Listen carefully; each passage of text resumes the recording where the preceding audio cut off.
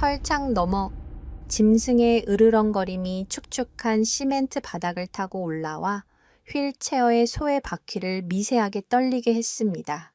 그 소리는 단순한 경고가 아니었습니다. 그것은 세상에 대한 깊은 증오와 스스로를 지키기 위한 처절한 절규였습니다. 털을 곤두선 채 금방이라도 튀어나올 듯 자세를 낮춘 진돗개의 검은 눈동자는 오직 하나의 감정, 저기로 번뜩이고 있었습니다.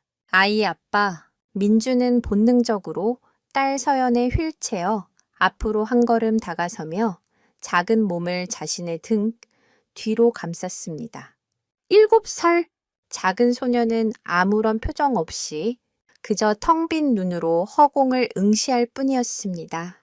이 철창 안내의 맹수와 7살 마비 소녀, 상상할 수 없는 이 만남은 앞으로 벌어질 거대한 폭풍의 서막에 불과했습니다. 이 영상은 단순한 동물과 아이의 교감 이야기가 아닙니다. 한 마리 맹수를 가족으로 받아들이면서 벌어지는 이웃과의 갈등, 의학적 한계와의 처절한 싸움, 그리고 모두가 포기한 순간에 터져 나오는 예상치 못한 반전의 기록입니다. 그리고 그 중심에는 세상에서 가장 사납고 위험하다는 낙인이 찍혔지만 그 누구보다 순수하고 강한 영혼을 가진 진돗견 천둥이 있었습니다. 그러니 편안히 앉으시기 전에 잠시 시간을 내어 영상에 좋아요를 누르고 구독해주세요. 제 채널은 유산을 따라서입니다. 지금부터 차근차근 설명해 드리겠습니다. 모든 것의 시작은 절망이었습니다. 2년 전 빗길 교통사고는 민준에게서 사랑하는 아내를 앗아가고 하나뿐인 딸 서연에게서는 두 다리의 자유와 세상과 소통할 목소리를 앗아갔습니다. 의사는 하반신 마비라는 의학적 진단과 함께 극심한 정신적 충격으로 인한 실어증과 깊은 우울증이라는 소견을 내놓았습니다. 그날 이후 서연의 시간은 멈췄습니다. 웃지도 울지도 말하지도 않는 살아있는 인형이 되어버렸습니다. 민주는 딸의 다친 마음을 열기 위해 백방으로 노력했습니다. 국내 최고의 아동 심리 상담사, 놀이치료, 미술치료, 하지만 그 어떤 시도도 굳게 닫힌 서연의 마음에 작은 틈조차 내지 못했습니다. 그러던 어느 날 밤, 잠든 딸의 얼굴을 보며 죄책감에 시달리던 민주는 우연히 텔레비전에서 동물 교감 치료에 대한 다큐멘터리를 보게 되었습니다. 자폐아동이 강아지와 교감하며 처음으로 입을 여는 장면에서 그는 지푸라기라도 잡는 심정으로 희망을 보았습니다. 다음 날 그는 수소문 끝에 시 외곽에 위치한 유기견 보호소를 찾아갔습니다. 수십 마리의 개들이 저마다의 사연을 안고 철창 안에서 그를 바라보았습니다. 어떤 녀석은 꼬리를 흔들며 애교를 부렸고 어떤 녀석은 겁에 질려 구석에 웅크리고 있었습니다. 민주는 서연의 휠체어를 밀며 그 사이를 천천히 걸었습니다. 하지만 서연의 눈은 여전히 초점을 잃은 채 살아있는 어떤 것에도 반응하지 않았습니다. 포기하고 돌아가려던 순간 그의 발길을 멈추게 한 것이 있었습니다. 보호소 가장 구석, 다른 개들과 멀리 떨어진 격리된 공간. 그곳의 철창에는 붉은색 경고문이 붙어 있었습니다. 천동, 주의, 극도로 사나움, 접근 금지. 그 안에는 칠흑 같은 털에 황토빛 무늬가 섞인 진돗개 한 마리가 있었습니다. 녀석은 민준과 서연이 다가오자 이빨을 드러내며 세상이 떠나갈 듯 지저대기 시작했습니다. 그 소리에 놀란 보호소 소장이 황급히 달려왔습니다. 선생님, 그쪽은 위험합니다. 저 녀석은 얼마 전에 직원 팔을 물어서 소장의 설명에 따르면 천둥이는 한 달 전 인근 야산에서 발견되었다고 합니다. 목에는 굵은 쇠사슬이 끊어진 채 달려 있었고 온몸은 상처투성이었습니다. 구조된 이후 천둥이는 그 누구에게도 마음을 열지 않았습니다. 먹이를 주는 손길조차 공격으로 받아들였고 며칠 뒤면 안락사가 예정된 모두가 포기한 개였습니다. 사실 진돗개는 주인에 대한 충성심이 지극히 높은 견종으로 유명합니다. 천연기념물 제53호로 지정될 만큼 그 가치를 인정받았죠. 하지만 이 충성심은 때로 낯선 이에 대한 극도의 경계심과 배타성으로 나타나기도 합니다. 한번 마음을 준 주인을 잃거나 배신당했을 때 그 상처는 다른 어떤 견종보다 깊게 남아 새로운 관계를 맺는 것을 거부하는 강력한 방어 기제로 작용하곤 합니다. 민주는 소장의 만류에도 불구하고 홀린 듯 천둥의 우리 앞에 서 있었습니다. 그는 으르렁거리는 맹수의 눈 속에서 분노가 아닌 다른 것을 보았습니다. 그것은 깊은 슬픔과 배신감, 그리고 살기 위해 발버둥치는 처절한 공포였습니다. 마치 사고 이후 아무에게도 속내를 털어놓지 못하고 홀로 딸의 고통을 감내해야 했던 자기 자신을 보는 것 같았습니다. 그리고 바로 그 순간 기적 같은 일이 일어났습니다. 맹렬하게 지저대던 천둥이가 갑자기 소리를 멈췄습니다. 그리고는 낮게 으르렁거리면서도 시선은 민준의 등 뒤 휠체어에 앉은 작은 소녀에게 고정되었습니다. 미동도 없던 서연이 아주 천천히 고개를 들어 천둥이를 바라보았습니다. 2년 만에 서연이 스스로의 의지로 무언가에 시선을 준 첫 순간이었습니다. 그 작은 변화를 놓치지 않은 민준의 심장이 미친 듯이 뛰기 시작했습니다. 그는 결심했습니다. 이성과 논리를 뛰어넘는 아버지로서의 직감이었습니다. 그는 경악하는 소장을 돌아보며 떨리는 목소리로 말했습니다. 소장님, 이 아이, 제가 데려가겠습니다. 소장의 얼굴이 하얗게 질렸습니다. 제정신이십니까? 선생님, 저 녀석은 괴물입니다. 하나뿐인 따님을 위험에 빠뜨릴 작정이세요. 민주는 단호하게 고개를 저었습니다. 그의 눈에는 이성이 아닌 절박함과 확신이 서려 있었습니다. 아닙니다. 괴물이 아니라 우리 서연이처럼 아픈 아이입니다. 어쩌면 저 아이만이 서연이의 마음을 열 수 있을지도 모릅니다. 과연 이 무모한 선택은 절망에 빠진 가족에게 희망의 빛이 될 수 있을까요? 아니면 돌이킬 수 없는 비극의 시작이 될까요? 한 남자의 절박한 믿음이 모두가 포기한 두 영혼의 운명을 송두리째 바꿔놓으려 하고 있었습니다. 민준의 폭탄 같은 선언에 보호소는 순간 정적에 휩싸였습니다. 소장은 물론 주변에서 웅성거리던 직원들조차 믿을 수 없다는 표정으로 그를 쳐다보았습니다. 안락사가 예정된, 그것도 사람을 공격한 전적이 있는 가장 사나운 개를 하반신이 마비된 어린 딸이 있는 집에 입양하겠다는 것은 상식적으로 이해할 수 없는 행동이었습니다. 소장은 잠시 말을 잃었다가 간신히 정신을 차리고 민준을 설득하기 시작했습니다. 선생님, 따님을 생각하는 마음은 알겠지만 이건 정말 아닙니다. 천둥이는 단순한 유기견이 아니에요. 저 녀석에게는 깊은 트라우마가 있습니다.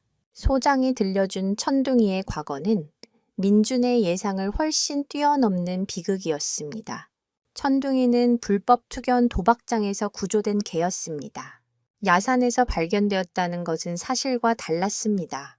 동물보호단체가 현장을 덮쳤을 때 천둥이는 피투성이가 된 차에 상대편 개를 물고 늘어져 있었습니다.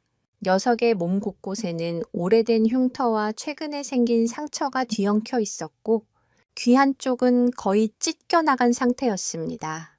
어릴 때부터 오직 싸우기 위해 길러진 투견, 녀석에게 인간은 맛있는 먹이를 주고 다정하게 쓰다듬어주는 존재가 아니라 싸움을 부추기고 고통을 강요하는 두려움의 대상이었습니다. 이기면 잠시의 휴식을, 지면 모진 매질과 굶주림을 주는 존재. 천둥이가 세상을 향해 드러내는 극도의 공격성은 사실 살아남기 위한 유일한 생존 방식이었던 셈입니다. 실제로 투견으로 길러진 개들은 일반적인 반려견과는 전혀 다른 심리 상태를 보입니다. 게임리스라고 불리는 고통이나 부상에도 굴하지 않고 끝까지 싸우려는 비정상적인 집요함을 갖도록 훈련받습니다. 이런 훈련 과정에서 다른 개는 물론 사람에 대한 신뢰 체계가 완전히 파괴되는 경우가 많습니다. 그들에게 세상은 오직 적과 나 두 가지만으로 인식되는 전쟁터나 다름없습니다. 소장은 한숨을 쉬며 말을 이었습니다. 저 녀석은 사람 손길을 애정이 아닌 공격의 전조로 받아들입니다. 저희 직원이 팔을 물린 것도 상처를 치료해 주려고 손을 뻗었을 때였습니다.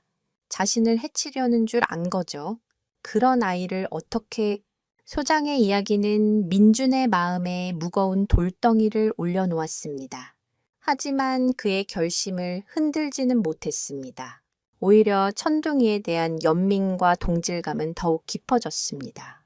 세상으로부터 강제로 내몰려 마음의 문을 닫아버린 존재, 폭력과 상처 속에서 자신을 지키기 위해 가시를 세울 수밖에 없었던 영혼, 그것은 바로 끔찍한 사고 이후 세상의 모든 동정과 위로를 거부한 채 침묵의 성에 갇혀버린 딸 서연의 모습과 겹쳐 보였습니다.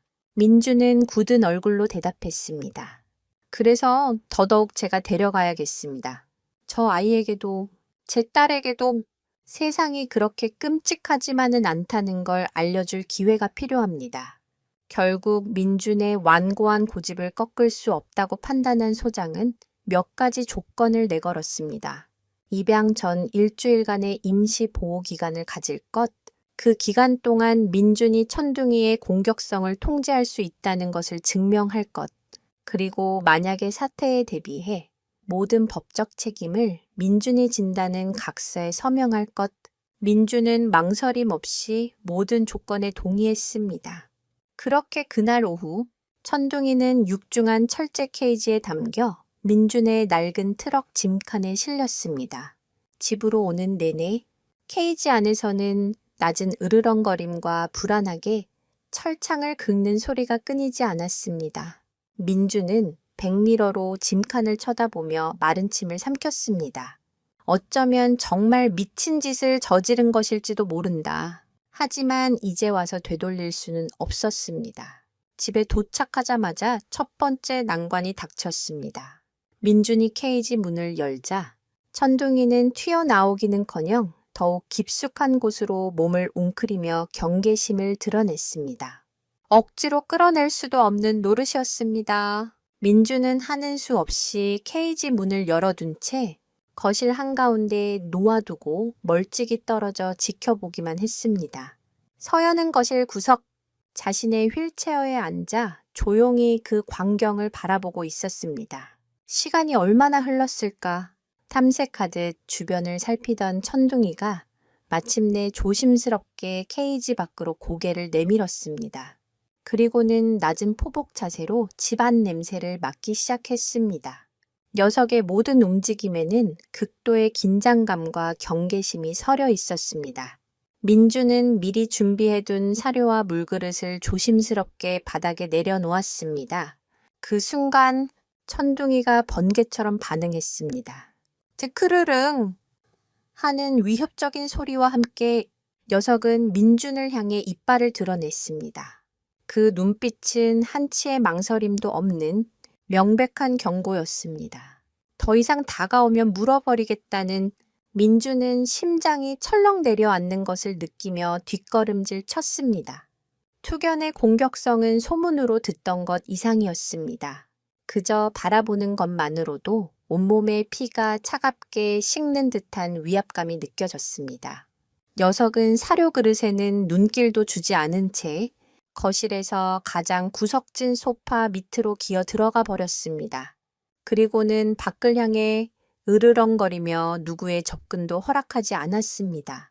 그렇게 불편하고 살얼음 같은 첫날이 저물어 가고 있었습니다. 민주는 뜬 눈으로 밤을 새울 각오를 해야 했습니다. 과연 이 위험한 동거는 지속될 수 있을까? 사람을 믿지 못하는 개와 세상에 마음을 닫은 소녀, 이 두 상처 입은 영혼은 서로에게 구원이 될 수 있을까? 아니면 더 깊은 상처만을 남기게 될까? 어둠이 내린 거실, 소파 밑에서 들려오는 희미한 경계의 울음소리는 앞으로 닥쳐올 시련의 서곡처럼 들렸습니다. 밤은 길고 고요했습니다. 하지만 그 고요함은 평화가 아닌 팽팽한 긴장감으로 가득 차 있었습니다. 민주는 거실 소파에 담요 한 장을 덮고 누워 바로 아래쪽에서 들려오는 미세한 숨소리에 온 신경을 집중했습니다. 천둥이는 소파 밑 가장 어두운 곳에 몸을 숨긴 채 작은 소리 하나에도 예민하게 반응하며 낮은 경계음을 냈습니다. 민주는 섣불리 움직여 녀석을 자극하지 않기 위해 숨조차 조심스럽게 쉬었습니다. 맞은편 방에서는 서연이 잠들어 있었습니다. 2년 전 그날 이후 서연의 잠은 늘 악몽과 함께였습니다. 밤새 식은땀을 흘리며 작은 신음을 내뱉기 일쑤였고 그때마다 민주는 딸의 방으로 달려가 작은 손을 잡아주어야 했습니다. 하지만 오늘은 달랐습니다. 이상하게도 서연의 방은 너무나 조용했습니다. 시간이 얼마나 흘렀을까? 문득 서연의 방 쪽에서 아주 작은 소리가 들려왔습니다. 민준이 벌떡 몸을 일으키려는 순간 그보다 먼저 반응한 것이 있었습니다. 소파 밑에 천둥이었습니다. 녀석은 컹 하고 짧게 짖으며 소리가 나는 쪽을 향해 온 신경을 곤두세웠습니다. 그 소리는 공격적인 짖음이라기보다는 무언가를 확인하려는 듯한 경계에 가까웠습니다. 민주는 조심스럽게 일어나 서연의 방문을 열었습니다. 달빛이 창문으로 스며드는 어둑한 방 안, 서연은 침대에 누운 채 눈을 동그랗게 뜨고 있었습니다. 악몽을 꾼 것 같지는 않았습니다. 그저 잠에서 깨어 어둠 속 무언가를 가만히 응시하고 있었습니다. 서연의 시선이 향한 곳은 방문 틈새였습니다. 그곳에는 소파 밑에서 나온 천둥이가 방 안으로는 들어오지 못한 채 고개만 내밀고 서연을 빤히 쳐다보고 있었습니다.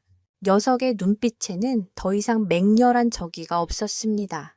그저 깊이를 알 수 없는 호기심과 탐색의 빛이 감돌고 있었습니다. 서연 역시 천둥이를 피하지 않았습니다. 두 존재는 소리 없이 한참 동안 서로를 바라보았습니다. 세상의 모든 소음이 사라진 듯한 정적 속에서 말없이 시선으로 대화를 나누는 듯 했습니다. 민주는 숨을 죽인 채 그 광경을 지켜보았습니다. 이것이 바로 그가 바라던 모습이었습니다. 논리로는 설명할 수 없는 상처 입은 영혼들 사이의 미묘한 교감. 서연의 세계는 철저히 고립되어 있었습니다. 사고 이후 소녀는 자기만의 투명한 유리성에 갇혀버렸습니다. 그 성 안에서 서연은 안전했지만 동시에 지독히도 외로웠습니다. 의사들은 이를 선택적 함구증이라고 불렀습니다.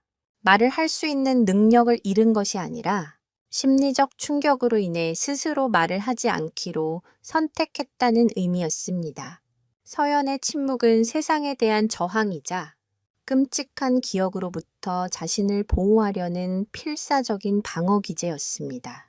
아빠인 민준조차 그 견고한 성벽을 뚫고 들어갈 수 없었습니다. 그는 매일 딸에게 말을 걸고 책을 읽어주고 노래를 불러주었지만 돌아오는 것은 텅 빈 메아리뿐이었습니다. 흥미롭게도 심각한 트라우마를 겪은 아동들이 동물에게 더 쉽게 마음을 여는 경우가 종종 보고됩니다. 심리학자들은 이를 비심판적 동반자 효과라고 설명합니다. 동물은 인간처럼 과거를 묻거나 현재를 평가하거나 미래를 강요하지 않습니다. 그저 있는 그대로의 존재를 받아들여 줍니다. 말을 하지 않아도 눈빛과 몸짓으로 교감할 수 있습니다. 서연에게 천둥이는 어쩌면 처음으로 만난 비심판적 동반자였을지도 모릅니다. 천둥이 역시 인간에게 판단당하고 상처받은 존재였기에 소녀의 침묵 속 고통을 본능적으로 감지했을 수도 있습니다. 그날 밤 천둥이는 소파 밑으로 돌아가지 않았습니다. 녀석은 서연의 방문 앞 복도의 자리를 잡고 엎드렸습니다.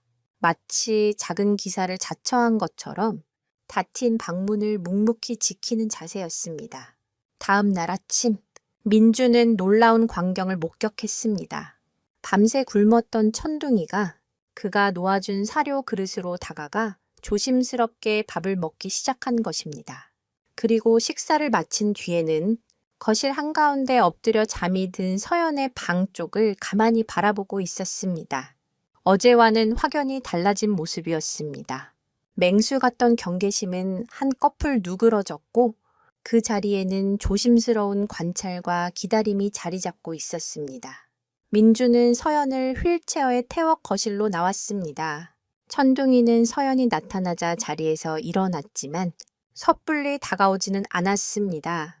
그저 안정거리를 유지한 채 꼬리만 아주 미세하게 거의 알아차리기 힘들 정도로 살짝 흔들었습니다. 그리고 서연 역시 예전처럼 허공을 보는 대신 천둥이에게서 눈을 떼지 않았습니다. 두 존재 사이에는 여전히 보이지 않는 벽이 존재했지만 어제보다 그 벽이 조금은 얇아진 것 같았습니다. 민주는 조심스럽게 희망을 품기 시작했습니다. 하지만 그는 알지 못했습니다. 이 작은 평화가 곧 들이닥칠 더 큰 시련의 전조라는 것을, 그리고 그 시련은 집 안이 아닌 집 밖에서부터 시작되고 있었습니다. 과연 서연과 천둥이는 서로의 벽을 허물고 더 가까워질 수 있을까요? 그리고 이들의 위태로운 동거를 지켜보는 외부의 시선은 이 작은 가족에게 어떤 영향을 미치게 될까요? 모든 것이 이제 막 시작되었을 뿐이었습니다.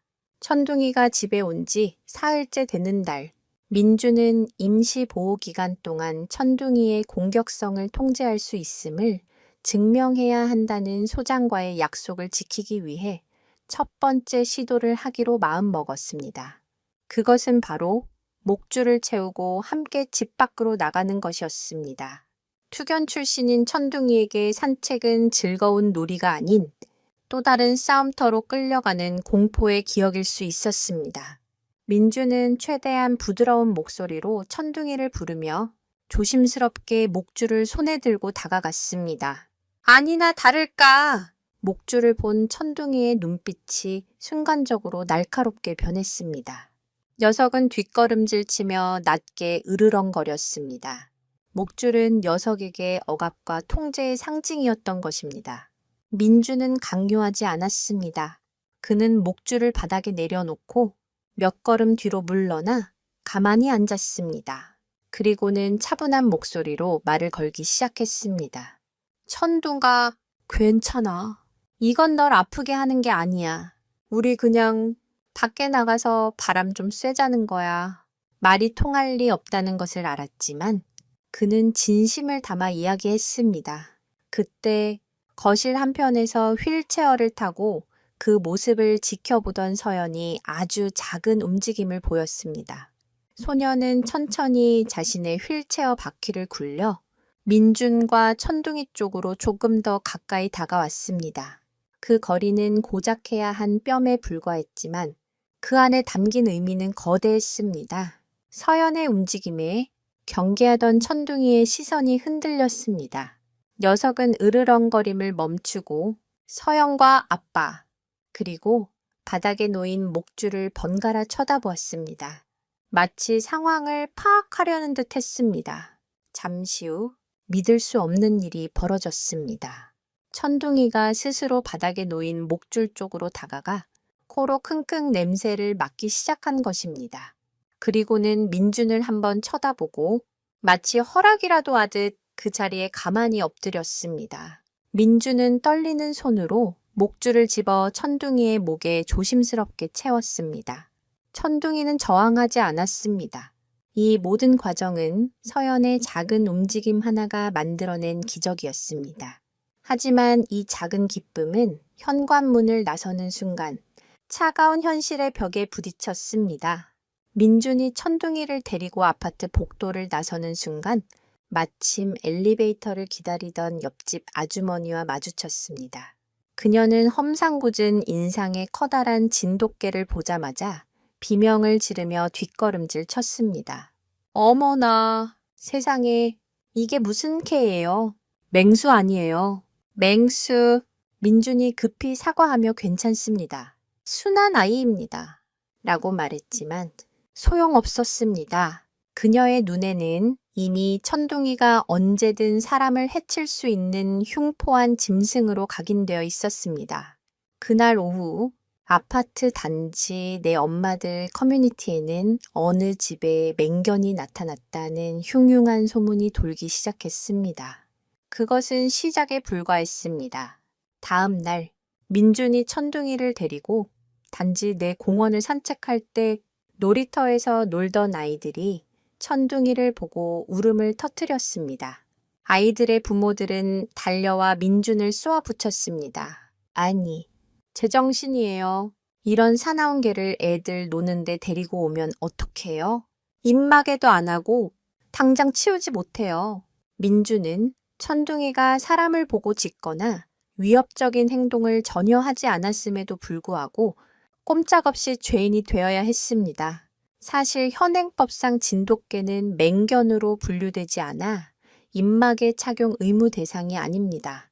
우리나라 동물보호법 시행규칙에 따르면 도사견, 아메리칸 핏불테리어, 아메리칸 스테퍼드셔 테리어, 스테퍼드셔 불테리어, 로트와일러와 그 잡종의 개만이 맹견으로 지정되어 있습니다. 하지만 법규와는 별개로 사람들의 마음속에 자리 잡은 위험한 개라는 편견은 법보다 강했습니다. 이웃들의 반발은 점점 더 거세졌습니다. 며칠 뒤 아파트 관리사무소에서 연락이 왔습니다. 입주민들의 민원이 빗발치니 개를 처분하든지 아니면 다른 조치를 취해달라는 내용이었습니다. 심지어 몇몇 주민들은 직접 민준의 집을 찾아와 항의하기도 했습니다. 우리 애가 무서워서 집 밖에를 못 나와요. 당장 그 개 없애지 않으면 가만 안 있을 겁니다. 그들의 눈에는 하반신 마비와 실어증을 앓는 서연의 아픔도 상처받은 유기견을 보듬으려는 민준의 노력도 보이지 않았습니다. 오직 자신들의 안전을 위협하는 잠재적 위험 요소에 대한 분노와 공포만이 가득했습니다. 민준은 깊은 무력감에 빠졌습니다. 그는 천둥이가 서연에게 긍정적인 변화를 가져오고 있다는 것을 확신했습니다. 서연은 천둥이가 온 이후로 밤에 악몽을 꾸는 횟수가 눈에 띄게 줄었고 멍하니 허공을 보던 시간 대신 천둥이의 움직임을 좇는 시간이 늘어났습니다. 식사 시간에는 자신의 밥그릇 옆에 천둥이의 밥그릇을 놓아달라는 듯 손짓을 하기도 했습니다. 아주 작지만 분명한 변화였습니다. 민준에게 천둥이는 더 이상 단순한 개가 아니라 딸의 병을 치료할 유일한 희망이자 또 다른 가족이었습니다. 하지만 세상은 그들의 작은 희망을 용납하지 않으려 했습니다. 결국 민준은 불가능해 보이는 선택의 기로에 놓였습니다. 이웃들의 압박에 굴복하고 서연에게 이제 막 싹트기 시작한 희망의 불신 천둥이를 포기해야 하는가, 아니면 세상의 모든 비난을 감수하고 딸과 천둥이를 지키기 위해 싸워야 하는가. 이것은 단순히 개 한 마리를 키우느냐 마느냐의 문제가 아니었습니다. 그것은 세상의 편견에 맞서 자신의 소중한 것을 지켜낼 수 있느냐에 대한 한 아버지의 신념과 용기를 시험하는 거대한 싸움의 시작이었습니다. 과연 그는 어떤 선택을 내리게 될까요? 이웃들의 압박이 정점에 달했던 그날 밤, 민주는 잠 못 이루고 거실을 서성였습니다. 관리사무소의 최후 통첩과 문을 두드리며 쏟아내던 이웃들의 날선 목소리가 귓가에 맴돌았습니다. 당장 그 개를 치우지 않으면 주민 서명을 받아 강제 퇴거 조치까지 고려하겠다는 말은 단순한 협박이 아니었습니다. 세상을 등진 채 딸의 치료에만 매달려온 그에게 이 집은 마지막 남은 보금자리였습니다.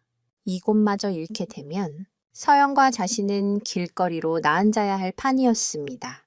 한쪽에는 딸의 유일한 희망인 천둥이가, 다른 한쪽에는 가족의 생존이 걸린 집이 있었습니다. 어느 것 하나 포기할 수 없는 무게가 그의 어깨를 짓눌렀습니다. 그때 등 뒤에서 작은 부스럭거림이 들렸습니다. 돌아보니 잠에서 깬 천둥이가 어느새 그의 곁으로 다가와 있었습니다. 녀석은 아무 말 없이 민준의 다리에 자신의 머리를 툭 하고 기댔습니다. 처음이었습니다. 천둥이가 먼저 민준에게 몸을 기대 온 것은 그동안은 항상 일정한 거리를 유지하며 경계심을 풀지 않았었습니다. 따뜻하고 묵직한 온기가 바지를 타고 전해져 왔습니다. 민준은 순간 울컥했습니다. 녀석은 알고 있는 것 같았습니다. 이 집안을 감도는 불안한 공기와 자신의 주인이 느끼는 깊은 고뇌를 말 못하는 짐승이었지만 그 어떤 인간의 위로보다 더 큰 위안을 주는 순간이었습니다.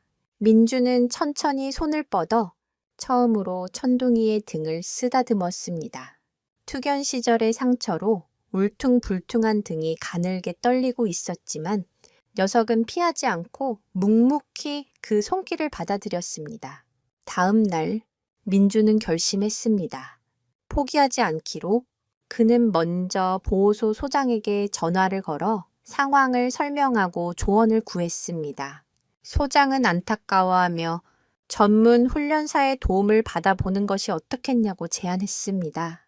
천둥이가 사람들에게 위협적이지 않다는 것을 객관적으로 증명해 보이면 이웃들의 마음을 돌릴 수도 있지 않겠냐는 것이었습니다. 희망적인 이야기였지만 문제는 비용이었습니다. 아내가 세상을 떠난 후 서연의 병원비와 치료비를 감당하느라 민준의 경제 사정은 이미 바닥을 드러낸 상태였습니다. 전문 훈련사를 고용하는 것은 그에게 사치나 다름없었습니다. 민준은 스스로 해보기로 했습니다. 인터넷과 도서관을 뒤져가며 맹견 훈련법, 특히 트라우마를 가진 개들을 위한 긍정 강화 훈련에 대해 밤새 공부했습니다. 그는 천둥이에게 앉아, 기다려 같은 기본적인 복종 훈련을 시작했습니다. 처음에는 천둥이가 왜 이런 것을 해야 하는지 이해하지 못하는 듯 했지만 민주는 절대 강압적인 방법을 쓰지 않았습니다. 오직 칭찬과 작은 간식, 그리고 기다림으로 천둥이를 대했습니다. 놀랍게도 천둥이의 학습 능력은 매우 뛰어났습니다. 투견으로서의 본능적인 공격성 이면에는 진돗가의 특유의 높은 지능과 주인의 의도를 파악하려는 교감 능력이 숨겨져 있었던 것입니다. 특히 서연이 훈련 과정을 지켜볼 때 천둥이의 집중력은 훨씬 높아졌습니다. 마치 작은 소녀에게 자신의 멋진 모습을 보여주고 칭찬받고 싶어하는 어린아이처럼 민준의 지시에 최선을 다해 따랐습니다. 서연 또한 그 모습을 지켜보며 아주 가끔 입가에 희미한 미소를 머금는 것처럼 보이기도 했습니다. 민준에게는 그 무엇과도 바꿀 수 없는 소중한 순간들이었습니다. 어느덧 일주일의 임시 보호 기간이 끝나고 민준은 보호소 소장에게 그동안 촬영해 둔 훈련 영상을 보냈습니다. 영상 속에서 천둥이는 민준의 지시에 따라 얌전히 앉고 서연의 휠체어 옆에 가만히 엎드려 기다리는 등 처음 보호소에서 보았던 사나운 모습은 온데간데 없었습니다. 영상을 본 소장은 감탄하며 정식 입양을 최종적으로 승인해 주었습니다. 하지만 집 밖의 상황은 나아지지 않았습니다. 오히려 민준의 노력을 비웃기라도 하듯 아파트 게시판에는 맹견 사육을 결사반대한다는 내용의 대자보까지 나붙었습니다. 이웃들은 이제 그를 단순한 민폐 이웃이 아닌 공동체의 안전을 위협하는 잠재적 범죄자처럼 대하기 시작했습니다. 엘리베이터에서 마주쳐도 노골적으로 불쾌한 시선을 보내거나 보란듯이 자리를 피했습니다. 어떤 날은 문 앞에 누군가 버린 쓰레기 봉투가 놓여 있기도 했습니다. 민준과 서연, 그리고 천둥이는 그들이 사는 아파트 단지 안에서 완전히 고립된 섬이 되어가고 있었습니다. 고립감과 스트레스가 극에 달했던 어느 날 저녁, 사건이 터졌습니다. 민준이 잠시 현관문을 열어둔 채 분리수거를 하러 나간 사이 복도를 지나가던 한 아이가 열린 문틈으로 집 안에 있는 천둥이를 보고 말았습니다. 아이는 호기심의 강아지다 라고 외치며 집 안으로 불쑥 들어오려 했습니다. 그 순간 거실에 엎드려 있던 천둥이가 번개처럼 일어나 아이 앞을 가로막았습니다. 그리고는 왕 하고 맹렬하게 짖기 시작했습니다. 녀석은 아이를 물거나 덮치지는 않았습니다. 그저 자신의 영역, 특히 서연이 있는 공간을 침범하려는 낯선 존재를 향해 강력한 경고를 보냈을 뿐입니다. 하지만 아이의 눈에는 거대한 개가 자신을 공격하려는 것으로 보였을 것입니다. 아이는 겁에 질려 울음을 터뜨렸고 그 소리에 놀란 아이의 엄마와 이웃들이 복도로 쏟아져 나왔습니다. 민준이 달려왔을 때 상황은 이미 최악으로 치닫고 있었습니다. 아이 엄마는 울부짖는 아이를 끌어안고 민준에게 악을 썼습니다. 이것 봐요. 내가 이럴 줄 알았어. 저 미친 개가 우리 애를 물려고 했다고. 주변 이웃들도 일제히 민준을 비난하기 시작했습니다. 천둥이는 서연의 휠체어 옆에 바짝 붙어 앉아 잔뜩 겁먹은 눈으로 으르렁거리고 있었습니다. 녀석의 눈에는 혼란과 두려움이 가득했습니다.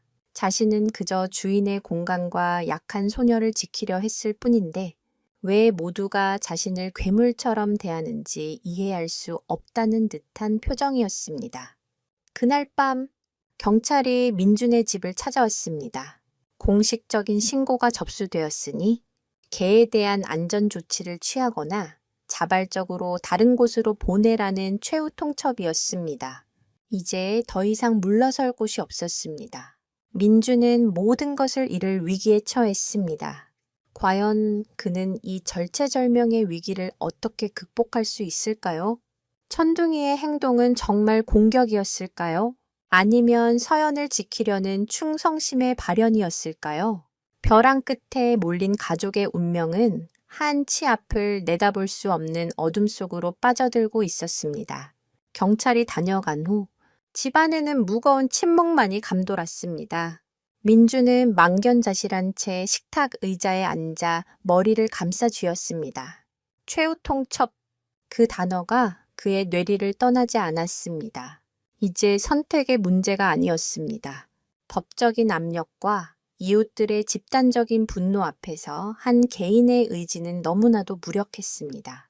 천둥이를 포기해야만 하는 걸까? 서연이에게서 이제 막 찾아온 작은 빛을 자신의 손으로 다시 꺼버려야 하는 걸까? 죄책감과 절망감이 파도처럼 밀려와 그의 숨을 막았습니다.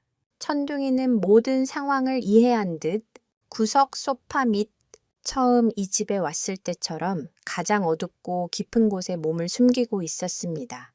간간이 들려오는 작고 불안한 낑낑거림은 마치 녀석이 울고 있는 것처럼 들렸습니다. 자신 때문에 주인이 공영에 처했다는 것을, 그리고 다시 버려질지도 모른다는 공포를 본능적으로 느끼고 있는 것 같았습니다. 서연은 휠체어에 앉은 채 소파 밑 어둠 속을 뚫어지게 바라보고 있었습니다. 소녀의 작은 얼굴에는 평소의 무표정 대신 수심과 불안의 그림자가 짙게 드리워져 있었습니다. 그때였습니다. 서연이 아주 천천히 그리고 조심스럽게 자신의 작은 손을 뻗었습니다.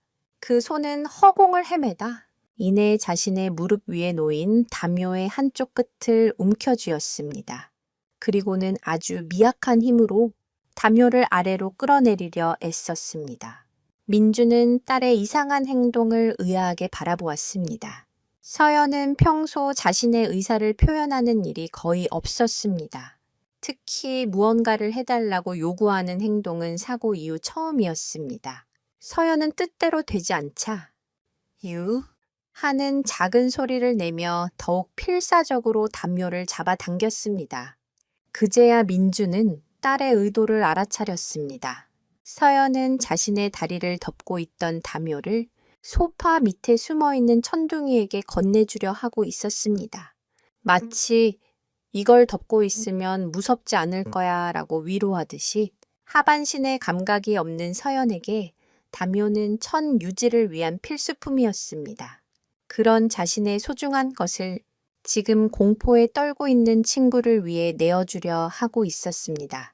민주는 심장이 멎는 듯한 감동을 느꼈습니다.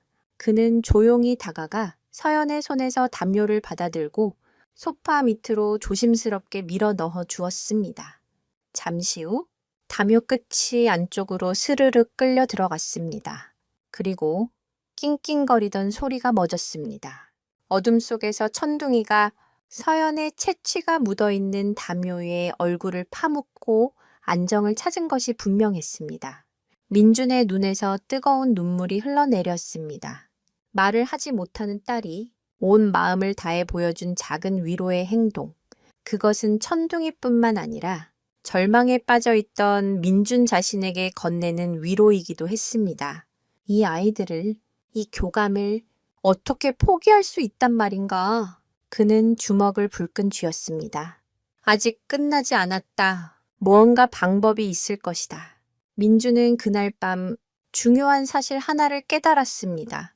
사람들은 천둥이의 과거와 외모를 보고 두려워하는 것이지 천둥이의 현재를 보려 하지 않는다는 것이었습니다. 투견, 사나운 진돗개라는 선입견이 모든 판단을 흐리게 만들고 있었습니다. 그렇다면 그 선입견을 깰 수 있는 방법을 찾아야 했습니다. 그는 지난번 경찰이 남기고 간 말을 떠올렸습니다. 공식적인 훈련 기관에서 사회성 평가를 받아보는 것도 방법이 될 수 있습니다. 다음 날 아침, 민주는 수소문 끝에 유기견 행동 교정 및 사회성 평가를 전문으로 하는 KSD 센터 코리안 서비스 독 센터를 찾아갔습니다. 센터장은 천둥이를 보자마자 보통 개가 아님을 한눈에 알아보았습니다. 그는 천둥이의 과거를 듣고는 고개를 저으며 말했습니다. 투견 출신 아이들은 통계적으로 사회성 평가 통과 확률이 매우 낮습니다. 특히 낯선 사람이나 다른 개에 대한 공격성은 쉽게 고쳐지지 않죠. 시간과 비용만 낭비할 수도 있습니다. 하지만 민주는 포기하지 않았습니다. 그는 서연과 천둥이가 교감하는 영상, 그리고 서연이 담요를 건네주던 어젯밤의 이야기를 간절하게 설명했습니다. 그의 진심의 마음이 움직인 센터장은 결국 평가를 진행해 보기로 했습니다. 평가는 여러 단계로 이루어졌습니다. 낯선 사람이 다가와 몸을 만졌을 때의 반응, 갑작스러운 큰 소리에 대한 반응, 다른 개와의 만남, 그리고 가장 중요한 음식 그릇 뺏기 테스트까지 음식에 대한 집착이 강한 개들은 자신의 밥그릇에 손을 대면 극도로 공격적인 반응을 보이는 경우가 많습니다. 민주는 초조하게 유리창 너머로 평가 과정을 지켜보았습니다. 놀랍게도 천둥이는 모든 과정을 침착하게 통과했습니다. 낯선 사람이 몸을 만져도 으르렁거리지 않았고 다른 개가 짖어도 함께 흥분하지 않았습니다. 마지막 음식 그릇 테스트, 훈련사가 천둥이가 밥을 먹는 도중에 그릇을 빼앗으려 손을 뻗는 순간 민주는 저도 모르게 눈을 질끈 감았습니다. 하지만 예상했던 공격적인 반응은 없었습니다. 천둥이는 그저 먹는 것을 멈추고 훈련사의 손을 빤히 쳐다볼 뿐이었습니다. 그리고는 마치 이걸 원하세요? 라고 묻는 듯 순순히 뒤로 물러났습니다. 평가를 지켜보던 센터장과 훈련사들의 입에서 나지막한 감탄사가 터져 나왔습니다. 센터장은 흥분을 감추지 못하며 민준에게 말했습니다. 믿을 수가 없군요. 아야이, 보통 내기가 아닙니다. 공격성이 없는 수준을 넘어서 인간의 의도를 파악하고 스스로 상황을 통제하는 능력이 있습니다. 이건 보통의 진돗개들에게서도 보기 드문 높은 수준의 지능과 안정성입니다. 결과는 최우수 등급. 센터장은 천둥이가 단순한 반려견을 넘어 전문적인 치료견 테라피 독으로서의 자질까지 갖추고 있다는 놀라운 소견서를 작성해 주었습니다. 민주는 공식 평가 결과서를 손에 들고 세상을 다 얻은 것처럼 기뻤습니다. 이제 이것을 가지고 이웃들을 설득할 수 있을 것이다. 천둥이의 누명을 벗겨줄 객관적인 증거가 생겼습니다. 하지만 그가 희망에 부풀어 집으로 돌아왔을 때 그를 기다리고 있던 것은 그의 예상을 완전히 벗어나는 또 다른 그림자였습니다. 과연 공식 평가 결과서는 이웃들의 마음을 돌릴 수 있을까요? 그리고 민준을 기다리고 있던 새로운 그림자의 정체는 무엇일까요? 한 고비를 넘자 더 높은 벽이 나타난 듯 운명은 이 작은 가족을 쉽게 놓아주지 않으려 하고 있었습니다. KSD 센터의 공식 평가 결과서는 민준에게 천군만마와도 같았습니다. 공격성 없음, 높은 사회성, 치료견으로서의 자질 충분. 이 단어들은 단순한 글자가 아니었습니다. 그것은 천둥이를 향한 세상의 모든 오해와 편견에 맞서 싸울 수 있는 가장 강력한 무기였습니다. 민주는 당장 아파트 관리사무소로 달려가 센터장 명의의 소견서와 평가 결과서를 제출했습니다. 관리소장은 꼼꼼하게 서류를 읽어보더니 의외라는 표정을 지으며 일단 입주자 대표 회의에 안건으로 올려보겠습니다. 라고 대답했습니다. 희망이 보이기 시작했습니다. 민주는 한 걸음 더 나아가기로 결심했습니다.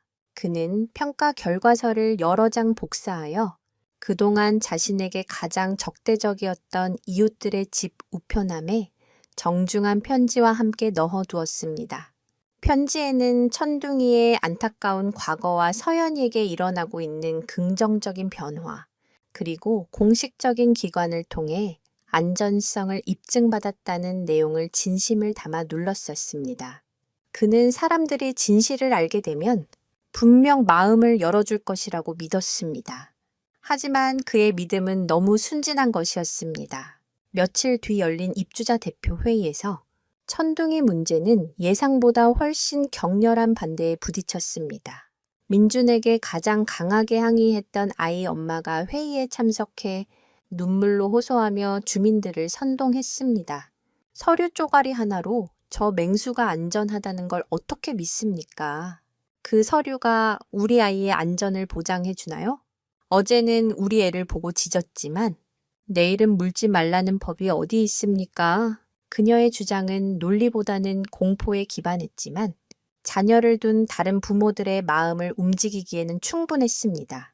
한번 위험한 개로 낙인 찍힌 천둥이에 대한 공포는 객관적인 데이터보다 훨씬 강력한 힘을 발휘했습니다. 게다가 상황을 더욱 악화시키는 요인이 있었습니다. 바로 아파트 가격 문제였습니다. 한 주민은 우리 아파트가 맹견 나오는 아파트로 소문나면 집값 떨어지는 건 시간 문제입니다. 왜 한 사람의 이기심 때문에 우리 모두가 재산상의 피해를 봐야 합니까? 라고 목소리를 높였습니다. 문제가 아이의 안전을 넘어 어른들의 경제적인 이해관계와 얽히면서 걷잡을 수 없이 복잡해지기 시작했습니다. 민준의 진심 어린 편지는 자신의 이익을 위해 변명하는 글로 치부되었고 공식 평가 결과서는 돈으로 산 가짜 증명서라는 터무니없는 의심까지 받게 되었습니다. 민주는 이웃이라는 이름의 거대한 벽 앞에서 다시 한번 좌절해야 했습니다. 그들은 천둥이 자체를 보려 하지 않았습니다. 그들은 자신들의 불안감과 이기심을 천둥이라는 존재에게 투사하고 있을 뿐이었습니다. 실제로 현대사회에서 반려동물 관련 이웃 갈등은 심각한 사회 문제 중 하나입니다. 층간소음만큼이나 빈번하게 발생하며 때로는 극단적인 사건으로 이어지기도 합니다. 재미있는 통계는 이러한 갈등의 대부분이 실제적인 피해보다는 잠재적 위협에 대한 불안감에서 비롯된다는 점입니다. 즉, 개가 짖어서 시끄럽다는 민원보다 저 개가 언젠가 우리를 물지도 모른다는 막연한 공포가 갈등의 더 큰 원인이 되는 경우가 많다는 것입니다. 결국 입주자 대표회의는 아파트 내 대형견 사육 제한 규정을 새로 만드는 방향으로 가닥을 잡았습니다. 기존에는 없던 규정을 만들어 합법적으로 민준과 천둥이를 쫓아내려는 움직임이었습니다. 민준은 속수무책으로 당할 수밖에 없었습니다. 법과 규정의 이름으로 자행되는 다수의 폭력 앞에서 그는 할 수 있는 것이 아무것도 없었습니다. 그 무렵 민준에게 또 다른 걱정거리가 생겼습니다. 서연의 정기 검진일이 다가오고 있었던 것입니다. 서연의 주치의인 김 박사는 국내 아동 재활 분야의 최고 권위자였지만 동시에 매우 냉철하고 현실적인 사람이었습니다. 그는 민준이 동물 교감 치료를 시도하려 한다는 것을 이미 알고 있었고 의학적으로 검증되지 않은 방법에 매달리는 것은 시간 낭비일 뿐입니다. 라며 매우 부정적인 입장을 보였습니다. 만약 서연의 상태에 아무런 차도가 없다면 김 박사가 더 이상 적극적인 치료를 포기하고 요양병원으로의 전원을 권유할지도 모른다는 불안감이 민준을 덮쳤습니다. 엎친 데 덮친 격으로 천둥이의 건강에도 이상 신호가 보이기 시작했습니다. 녀석이 자꾸만 왼쪽 앞발을 저는 것이었습니다. 처음에는 가볍게 절뚝이는 정도였지만 날이 갈수록 심해졌습니다. 민주는 천둥이를 데리고 동물병원을 찾았습니다. 수의사는 엑스레이를 찍어보더니 고개를 갸웃거리며 말했습니다. 이상하네요. 뼈에는 아무런 문제가 없습니다. 골절이나 탈구 흔적도 없고요. 혹시 어디에 심하게 부딪힌 적이 있나요? 민주는 그런 적이 없다고 대답했습니다. 수의사는 정확한 원인을 알 수 없으니 당분간 무리한 운동을 삼가고 상태를 지켜보자고 할 뿐이었습니다. 집으로 돌아온 민주는 착잡한 마음으로 천둥이의 발을 살펴보았습니다. 유난히 절뚝이는 왼쪽 앞발. 그는 발바닥을 유심히 들여다보다가 무언가 이상한 점을 발견했습니다. 녀석의 발바닥 패드는 투견 시절의 상처로 거칠고 딱딱했지만 유독 한가운데 부분만 굳은 살이 동그랗고 두껍게 박여 있었습니다. 마치 오랫동안 무언가 뾰족한 것을 계속 밟고 서 있었던 것처럼 그 굳은 살의 정체는 무엇일까? 그것은 단순히 아픈 발의 흔적일까? 아니면 천둥이가 숨기고 있는 또 다른 과거의 비밀과 연결된 단서일까? 이웃들의 그림자는 점점 더 짙어지고 서연의 운명을 결정할 병원 검진일은 다가오고 있었습니다. 그리고 천둥이의 발에서 발견된 의문의 굳은 살, 해결해야 할 문제들이 산더미처럼 쌓여가는 가운데 민주는 과연 이 모든 위기를 헤쳐나갈 실마리를 찾을 수 있을까요? 천둥이의 발바닥에 박인 동그랗고 단단한 굳은 살, 그것은 민준의 머릿속에서 떠나지 않는 의문 부호가 되었습니다. 동물병원에서도 원인을 찾지 못한 다리 통증과 이 이상한 굳은 살 사이에는 분명 어떤 연관이 있을 것 같았습니다. 민주는 그날 밤 잠든 천둥이의 발을 조심스럽게 들어 다시 한번 살펴보았습니다. 거친 발바닥 사이, 유독 한 부분만 비정상적으로 솟아오른 굳은 살은 마치 오래된 흉터처럼 보였습니다. 이것은 대체 무엇의 흔적일까? 그는 혹시나 하는 마음에 인터넷 검색창에 투견, 상처, 발바닥 같은 단어들을 조합해 넣고 밤새도록 자료를 찾아 헤맸습니다.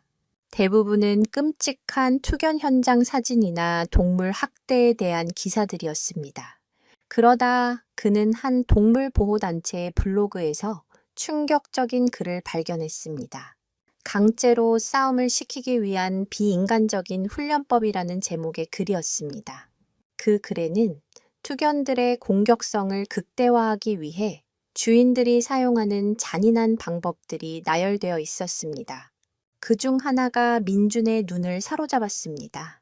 그것은 바로 못 박힌 훈련장에 대한 내용이었습니다. 글에 따르면 일부 악덕 투견 사육자들은 개들이 싸움 도중 뒷걸음질 치거나 도망가지 못하도록 훈련장 바닥에 날카로운 못이나 압정을 거꾸로 박아 놓는다고 합니다. 그 위에서 개들은 고통을 피하기 위해 발을 디딜 곳을 찾아 끊임없이 움직여야 하고 결국 앞으로 나아가 공격하는 것만이 유일한 살길이라는 것을 본능적으로 학습하게 된다는 것이었습니다. 이 끔찍한 훈련 과정에서 개들의 발바닥은 온통 상처투성이가 되고 같은 자리에 반복적으로 상처가 나고 아물면서 두꺼운 굳은 살이 박이게 된다는 설명이었습니다. 민주는 온몸에 소름이 돋는 것을 느꼈습니다. 천둥이의 발바닥에 있던 굳은 살, 그것은 바로 그 지옥 같은 훈련의 증거였던 것입니다. 녀석이 다리를 저는 것은 최근에 다쳐서가 아니었습니다. 오래전 뼛속까지 스며든 고통의 기억이 몸에 남아 스트레스를 받거나 심리적으로 불안정해질 때마다 통증으로 되살아나는 것이었습니다. 이웃들의 적대적인 분위기와 집안의 긴장감이 천둥이에게 과거의 트라우마를 다시 떠올리게 만든 것이 분명했습니다. 민주는 굳은 살 박인 천둥이의 발을 부드럽게 감싸 쥐었습니다. 이 작은 발로 얼마나 끔찍한 고통을 견뎌냈을까. 미안함과 분노가 뒤섞여 심장이 터질 것 같았습니다. 이 발견은 민준에게 큰 충격과 슬픔을 안겨주었지만 동시에 중요한 깨달음을 주었습니다. 천둥이의 행동을 이해하기 위해서는 녀석이 겪었던 과거의 고통을 먼저 이해해야 한다는 것이었습니다. 그리고 그 고통을 치유해 주는 것만이 천둥이가 진정한 안정을 찾고 서연이에게 더 좋은 친구가 되어줄 수 있는 유일한 길이라는 것을 그는 더 이상 천둥이를 훈련의 대상으로 보지 않기로 했습니다. 대신 상처 입은 치료의 대상으로 대하기로 마음 먹었습니다. 그날 이후 민준의 일과는 바뀌었습니다. 그는 매일 저녁 따뜻한 물에 약초를 풀어 천둥이의 발을 마사지해주기 시작했습니다. 처음에는 발을 만지는 것을 극도로 경계하던 천둥이도 민준의 진심 어린 손길에 점차 긴장을 풀고 몸을 맡기기 시작했습니다. 마사지가 끝난 후에는 부드러운 연고를 발라주며 나지막한 목소리로 말을 걸었습니다. 천둥아, 이제 괜찮아. 여기선 아무도 널 아프게 하지 않아. 더 이상 싸우지 않아도 돼. 그 모습은 마치 아픈 자식의 상처를 돌보는 아버지의 모습과도 같았습니다. 흥미롭게도 동물의 트라우마 치료에는 촉각 자극, 즉 부드러운 스킨십이 매우 중요한 역할을 한다고 알려져 있습니다. 스웨덴의 한 연구에 따르면 주인이 반려동물을 부드럽게 쓰다듬을 때 사람과 동물 모두에게서 옥시토신이라는 호르몬이 분비된다고 합니다. 이 옥시토신은 사랑의 호르몬 또는 신뢰의 호르몬이라고도 불리며 스트레스를 감소시키고 심리적 안정감을 높여주는 효과가 있습니다. 민준이 무심코 시작한 발 마사지는 과학적으로도 매우 효과적인 심리 치료법이었던 셈입니다. 서연은 아빠가 천둥이의 발을 마사지해주는 모습을 늘 곁에서 조용히 지켜보았습니다. 그러던 어느 날 서연이 뜻밖의 행동을 했습니다. 아빠의 손길이 닿지 않는 천둥이의 등을 자신의 작은 손으로 아주 조심스럽게 톡톡 두드려주기 시작한 것입니다. 그것은 마치 힘내라고 격려하는 듯한 서투르지만 따뜻한 위로의 손짓이었습니다. 그 순간 마사지를 받으며 편안하게 엎드려 있던 천둥이가 고개를 들어 서연을 쳐다보았습니다. 그리고는 아주 부드럽게 서연의 작은 손등을 한번 핥아 주었습니다. 민주는 숨을 멈췄습니다. 천둥이가 서연에게 신체적인 애정 표현을 한 것은 처음이었습니다. 그리고 서연 역시 천둥이의 갑작스러운 행동에 놀라 손을 빼는 대신 가만히 그 온기를 느끼고 있었습니다. 상처 입은 두 영혼이 서로의 아픔을 보듬고 위로하며 세상에서 가장 순수한 방식으로 교감하는 순간이었습니다. 민주는 이 작은 기적 앞에서 이웃들과의 싸움으로 지쳐있던 마음이 눈 녹듯 녹아내리는 것을 느꼈습니다. 그는 다시 한번 다짐했습니다. 무슨 일이 있어도 이 둘을 갈라놓을 수는 없다고. 하지만 운명은 그들의 작은 평화를 시기하기라도 하듯 또 다른 시련을 준비하고 있었습니다. 며칠 뒤 서연의 정기 검진을 위해 찾은 병원, 김 박사는 이런저런 검사를 마친 뒤 차가운 표정으로 민준에게 청천벽력 같은 말을 던졌습니다. 그 말은 민준이 천둥이의 굳은 살 박인 발을 발견했을 때보다 더 큰 충격과 절망을 안겨주었습니다. 과연 의사는 민준에게 무슨 말을 한 것일까요? 그리고 의사의 경고는 이 작은 가족의 운명에 또 어떤 파장을 불러오게 될까요? 이제 이야기는 누구도 예상치 못한 방향으로 흘러가기 시작합니다. 김 박사의 진료실 안, 공기는 얼음장처럼 차가웠습니다. 그는 서연의 검사 결과가 담긴 차트를 내려다보며 안경 너머의 날카로운 눈으로 민준을 쏘아보았습니다. 그의 입에서 나온 말은 짧고 단호했습니다. 아무런 진전이 없군요. 근육 수축 상태는 더 심해졌고 심리적 위축 반응도 여전합니다. 이 상태가 지속되면 영구적인 근육 퇴화와 관절 변형을 막을 수 없습니다. 민준의 심장이 쿵 하고 내려앉았습니다. 그는 서연이가 천둥이를 만난 후 분명히 좋아지고 있다고 믿었습니다. 표정이 조금씩 밝아지고 외부 자극에 반응하는 모습도 보였기 때문입니다. 하지만 의학적인 데이터는 그의 희망을 비웃고 있었습니다. 김 박사는 펜을 내려놓으며 결정타를 날렸습니다. 민준 씨, 이제 현실을 받아들일 때가 됐습니다. 따님에게 필요한 건 검증되지 않은 동물 치료가 아니라 체계적인 의료 시스템입니다. 근육 이완과 재활 치료를 전문적으로 받을 수 있는 요양병원으로 옮기는 것을 심각하게 고려해 보세요. 요양병원, 그 단어는 민준에게 사형 선고나 다름없었습니다. 그것은 사실상 치료의 포기를 의미했기 때문입니다. 딸을 다시는 걸을 수도 말할 수도 없는 상태로 평생 시설에 맡겨야 한다는 것을 의미했습니다. 아닙니다. 박사님, 서연이는 분명히 나아지고 있습니다. 집에서 걔와 함께 지내면서 민준이 다급하게 항변하려 하자 김 박사는 그의 말을 차갑게 끊었습니다. 걔요. 아직도 그 걔에게 미련을 못 버리셨습니까? 그건 아버님의 희망사항일 뿐 의학적 근거가 전혀 없는 비이성적인 집착입니다. 오히려 비위생적인 환경이 아이의 면역력을 떨어뜨리고 예측 불가능한 동물의 행동이 정서적 안정에 해가 될 수도 있습니다. 그는 단호한 목소리로 최후 통첩을 했습니다. 한 달의 시간을 드리겠습니다. 한 달 뒤 다음 검진 때까지 아이의 상태에 유의미한 의학적 변화가 보이지 않는다면 저는 보호자 동의 없이도 강제 입원 절차를 밟을 수밖에 없습니다. 이건 아이의 미래를 위한 최선의 조치입니다. 진료실을 나온 민준의 발걸음은 청은망은 무거웠습니다. 의사의 경고는 비수처럼 그의 심장에 박혔습니다. 한 달, 그 시간 안에 서연이가 의학적으로 유의미한 변화를 보여야만 했습니다. 하지만 그것이 대체 무엇이란 말인가? 갑자기 마비된 다리가 움직이기라도 해야 한다는 말인가? 아니면 굳게 닫힌 입이 열리기라도 해야 한다는 말인가? 그것은 기적을 바라는 것과 같았습니다. 집으로 돌아오는 차 안. 민주는 운전대에 기댄 채 소리 없이 울었습니다. 세상이 원망스러웠습니다. 딸의 작은 변화를 알아주지 않는 의사도, 천둥이를 맹수로만 취급하는 이웃들도, 그리고 아무것도 해줄 수 없는 자기 자신이 너무나도 무력하게 느껴졌습니다.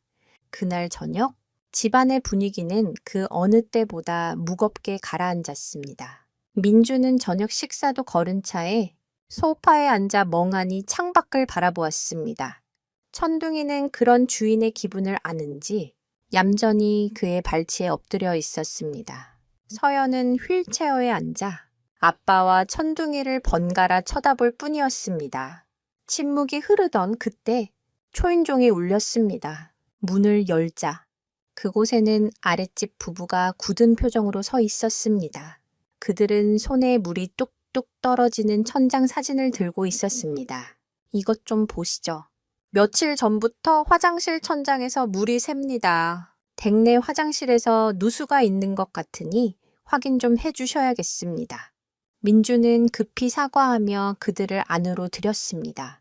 아랫집 남자가 화장실을 살펴보는 동안 그의 아내는 거실을 둘러보다가 천둥이를 발견하고는 노골적으로 인상을 썼습니다. 어머, 아직도 저 개를 키우고 계셨네요. 온 동네가 저 개 때문에 시끄러운데 그녀의 비아냥거리는 말투에 민주는 아무 대꾸도 할 수 없었습니다. 그때였습니다. 화장실을 살펴보던 남자가 소리쳤습니다. 여기 세탁기 연결 호스가 낡아서 물이 새는 거였군요. 어쩐지 수도 요금이 많이 나온다 했네. 그가 무심코 낡은 호스를 잡아당기는 순간 배영 냐는 소리와 함께 호스가 터져 버렸습니다. 순식간에 화장실에서 물이 콸콸 쏟아져 나오기 시작했습니다.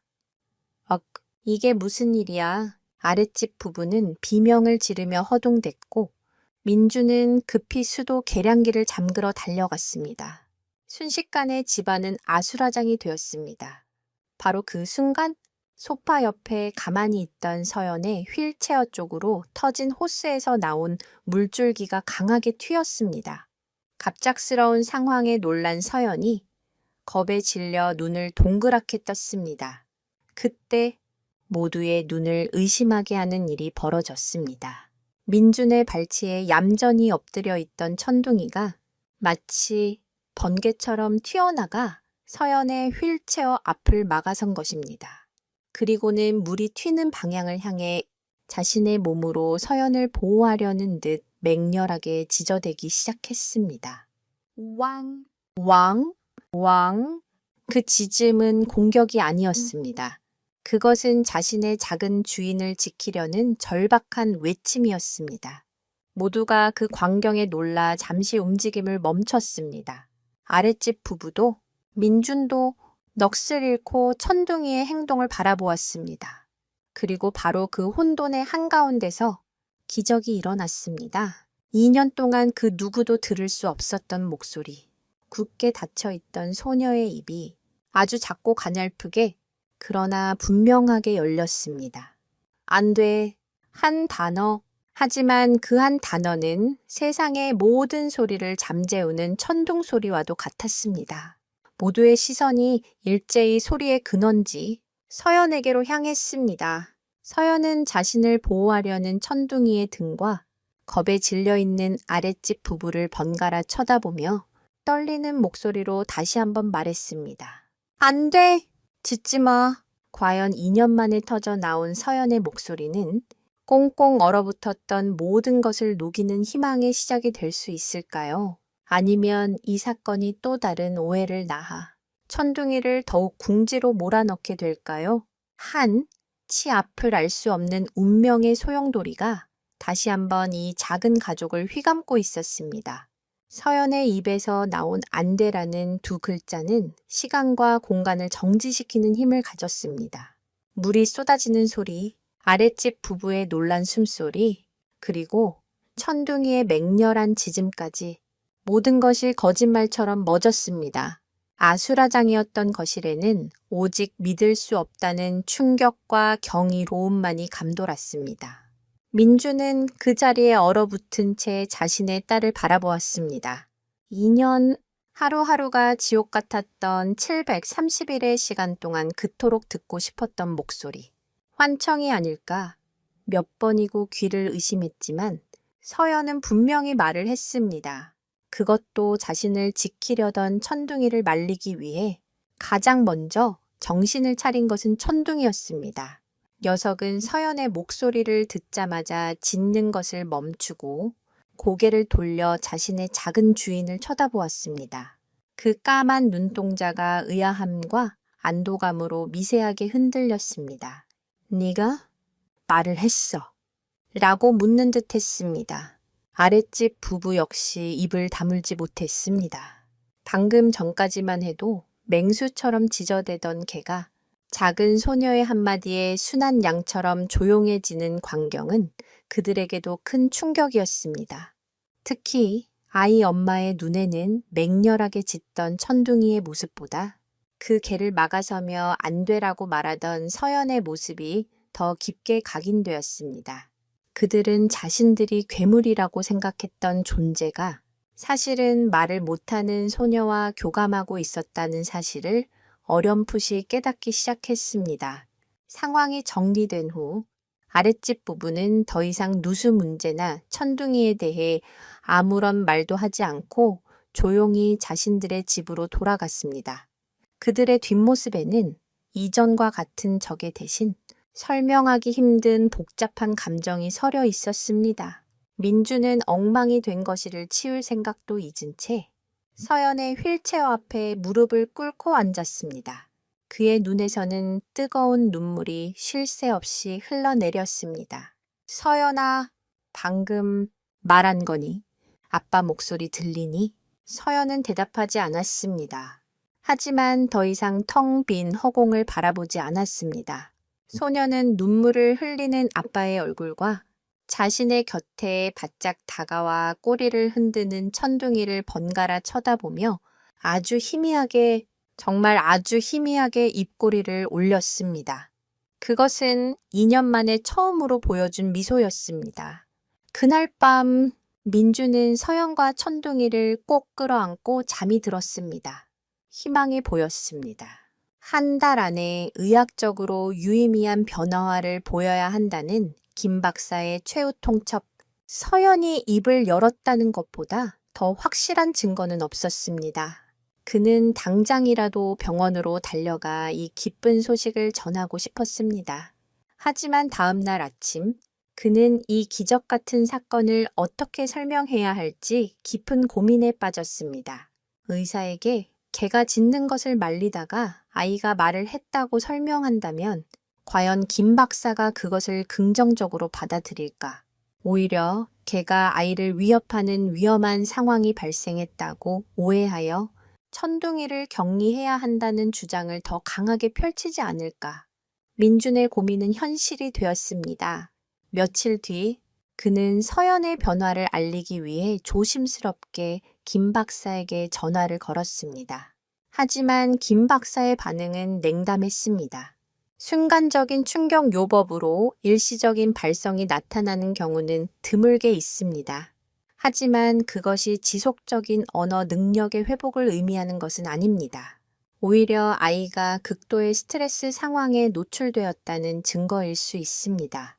그께 당장 아이에게서 떼어놓으세요. 그는 한술 더 떠 그날 아랫집에서 아동학대로 신고하지 않은 것만 해도 다행인 줄 아십시오. 다음 검진일에 아동보호기관 전문가와 함께 상담을 진행하겠습니다. 라는 충격적인 말을 덧붙였습니다. 민주는 절망했습니다. 기적은 오해를 낳았고 희망은 더 큰 위협이 되어 돌아왔습니다. 김 박사는 서연의 발성을 치유가 아닌 위험 신호로 판단했고 이제는 법적인 절차까지 거론하며 그를 압박해 왔습니다. 아동보호기관까지 개입하게 되면 최악의 경우 서연에 대한 양육권을 잠정적으로 박탈당하고 서연은 강제로 시설에 보내질 수도 있었습니다. 천둥이를 지키려다 이제는 딸 서연마저 잃을 수 있는 절체절명의 위기에 처한 것입니다. 이러한 상황은 실제 아동 심리 치료 현장에서도 종종 딜레마를 낳습니다. 충격 요법은 단기적으로 극적인 효과를 보일 때도 있지만 장기적으로는 아동에게 더 깊은 트라우마를 남길 수 있어 매우 신중하게 접근해야 하는 치료법입니다. 김 박사의 입장에서 민준의 집에서 벌어진 소동은 통제되지 않은 위험한 충격 요법으로 비쳤을 것입니다. 의학적 원칙을 중시하는 그에게 천둥이는 치료의 매개체가 아닌 잠재적인 위험 변수에 불과했습니다. 이제 민준에게 남은 시간은 얼마 없었습니다.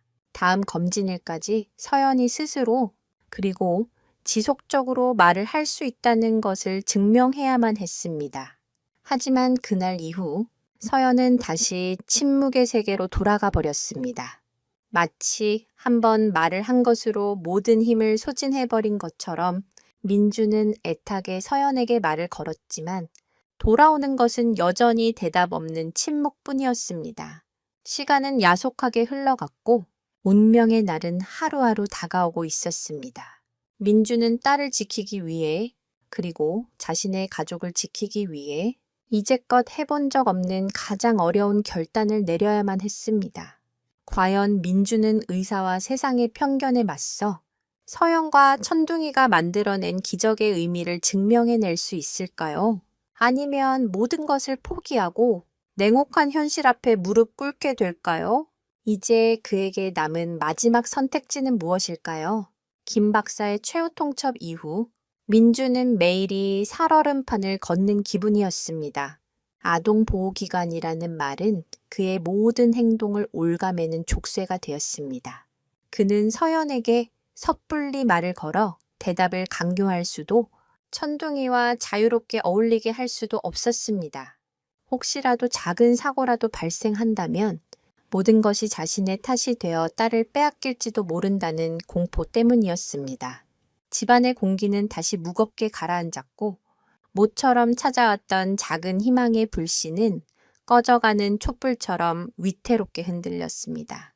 천둥이 역시 이 미묘한 변화를 감지하고 있었습니다. 민주는 자신도 모르게 천둥이를 이전보다 멀리하기 시작했습니다. 산책 시간을 줄였고 거실에서도 목줄을 채워두는 시간이 늘어났습니다. 서연과 천둥이가 너무 가까이 다가가려 하면 그는 자기도 모르게 천둥아, 이리 와! 하고 둘 사이를 떼어놓기 일쑤였습니다. 그것은 천둥이가 미워서가 아니었습니다. 댁딸을 지키기 위한 아빠의 절박한 선택이었습니다. 하지만 천둥이는 자신을 멀리하는 주인의 행동에 상처를 받은 듯 눈에 띄게 시무룩해졌습니다. 녀석은 자주 구석에 웅크리고 앉아 슬픈 눈으로 민준과 서연을 바라볼 뿐이었습니다.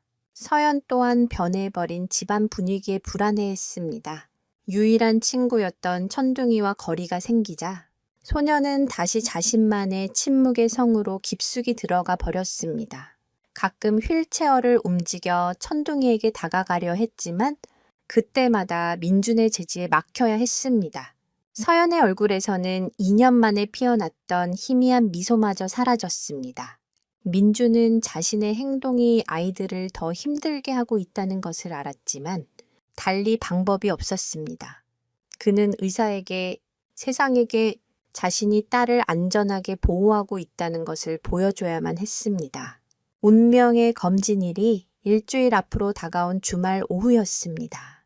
민주는 잠시 장을 보기 위해 집을 비워야 했습니다.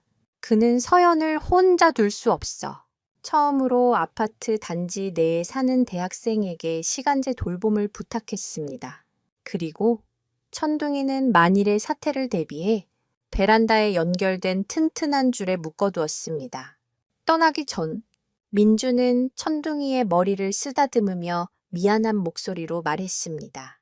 미안하다. 천둥아, 잠깐만 참고 있어줘. 아빠 금방 다녀올게. 천둥이는 낑낑거리며 그의 손을 핥았지만 그 눈빛에는 깊은 슬픔이 어려 있었습니다.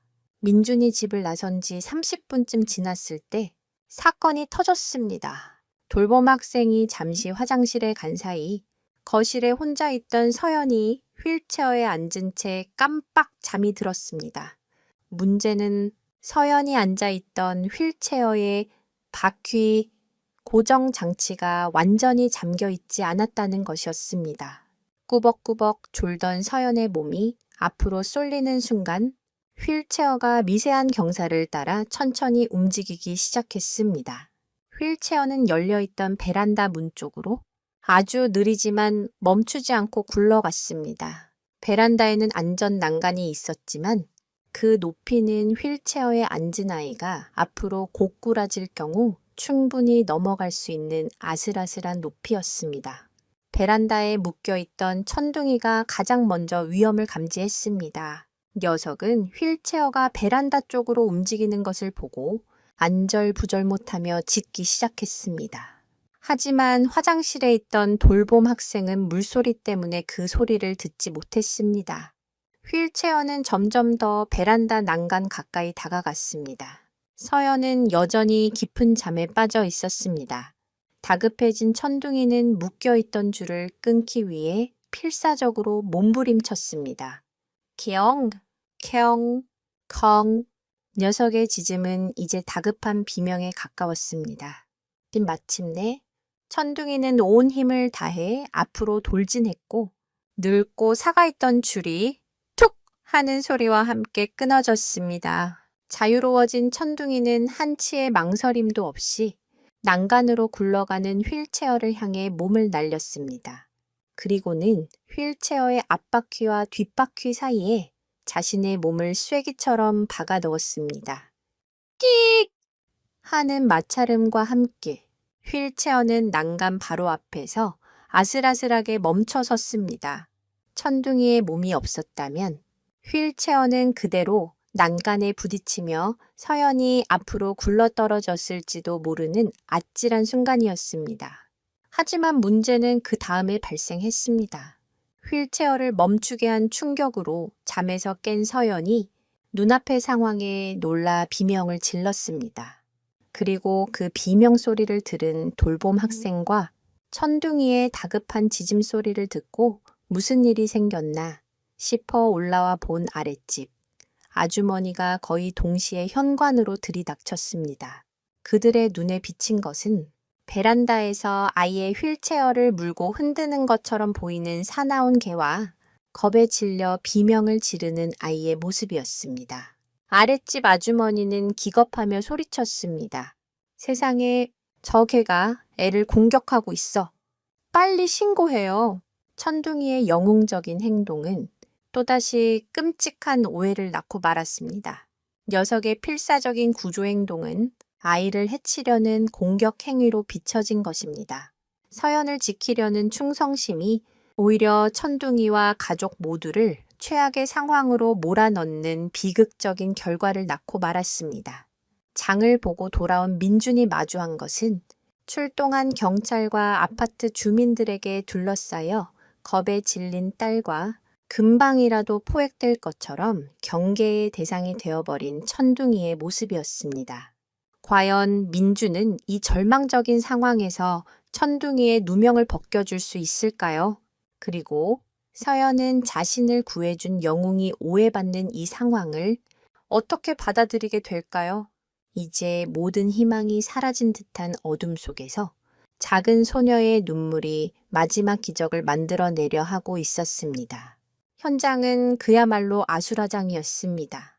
아파트 복도와 현관문 앞은 소식을 듣고 몰려든 주민들로 북적였고 그 중심에는 겁에 질린 서연과 그런 서연의 곁을 떠나지 않으려는 천둥이 그리고 이 둘을 떼어놓으려는 경찰과 헬길구 구조대원들이 대치하고 있었습니다. 아랫집 아주머니는 흥분한 목소리로 방금 자신이 목격한 끔찍한 광경을 사람들에게 퍼뜨리고 있었습니다. 내가 똑똑히 봤다니까요. 저 개가 휠체어를 물고 흔들면서 애를 베란다 밖으로 밀어버리려고 했다고요. 그녀의 말에 다른 주민들도 어머, 끔찍해라. 저런 개는 당장 안락사시켜야 해라며 동조했습니다. 민주는 이 기가 막힌 상황 앞에서 말문이 막혔습니다. 아닙니다. 오해입니다. 천둥이가 서연이를 구한 겁니다. 라고 외쳤지만 흥분한 군중 속에서 그의 목소리는 묻혀버렸습니다. 경찰은 매뉴얼에 따라 민준을 제지하며 선생님, 일단 진정하시고 개부터 저희에게 인계해 주십시오. 아이의 안전이 최우선입니다. 라고 단호하게 말했습니다. 구조대원 중 한 명이 올가미가 달린 포획용 장대를 들고 천둥이에게 조심스럽게 다가갔습니다. 그 순간 천둥이는 위협적으로 으르렁거리기 시작했습니다. 녀석은 서연의 휠체어 앞을 떠나지 않고 마치 내 주인에게 손대지 마 라고 우치듯 다가오는 구조대원을 향해 이빨을 드러냈습니다. 녀석의 눈에는 공포와 함께 자신의 작은 주인을 지켜야 한다는 결연한 의지가 서려 있었습니다. 천둥이의 저항에 주민들은 더욱 공포에 질려 비명을 질렀고 상황은 일촉즉발의 위기로 치달았습니다. 이것 보세요. 저렇게 사나운데 어떻게 사람을 구했다는 겁니까? 당장 마취총이라도 쏴서 제압해야 하는 거 아니에요. 민주는 필사적으로 경찰을 막아서며 애원했습니다. 제발 그러지 마세요. 천둥이는 절대 서연이를 해치지 않아요. 제가 직접 하겠습니다. 그는 천천히 조심스럽게 천둥이에게 다가갔습니다. 천둥아, 괜찮아, 괜찮아. 이리와. 하지만 천둥이는 민준의 말조차 듣지 않았습니다. 녀석의 온 신경은 오직 서연과 서연에게 위협이 될 수 있는 낯선 사람들로부터 소녀를 지켜야 한다는 생각에만 집중되어 있었습니다. 자신의 충성심이 오히려 자신을 벼랑 끝으로 몰고 있다는 사실도 모른 채 바로 그때였습니다. 모든 소란의 중심에서 휠체어에 앉아 겁에 질려 떨고만 있던 서연에게서 변화가 나타났습니다. 처음에는 아주 작은 어깨에 들썩임이었습니다. 이내 작은 흐느낌으로 변하더니 마침내 소녀는 온몸을 들썩이며 큰 소리로 울음을 터뜨리기 시작했습니다. 2년 전 사고 이후 서연이 보여준 가장 격렬한 감정의 폭발이었습니다. 그저 눈물만 뚝뚝 흘리던 이전과는 차원이 다른 목 놓아 우는 진짜 울음이었습니다. 소녀의 울음소리에 모든 사람들의 행동이 순간 멈칫했습니다. 서연은 울면서 자신의 작은 손을 뻗어 자신을 지키고 있는 천둥이의 등을 필사적으로 끌어안았습니다. 그리고 울음과 함께 묻혀있던 말들이 터져 나오기 시작했습니다. 안 돼. 천둥이 데려가지 마. 흐엉.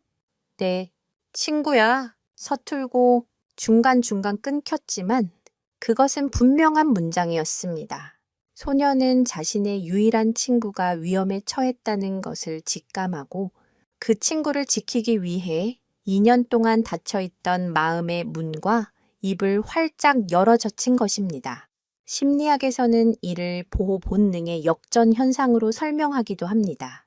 항상 보호받는 위치에 있던 약한 존재가 자신에게 소중한 대상이 위협받는 극적인 상황에 처했을 때 오히려 그 대상을 지키기 위해 평소에 발휘하지 못했던 놀라운 용기와 능력을 보여주는 경우를 말합니다.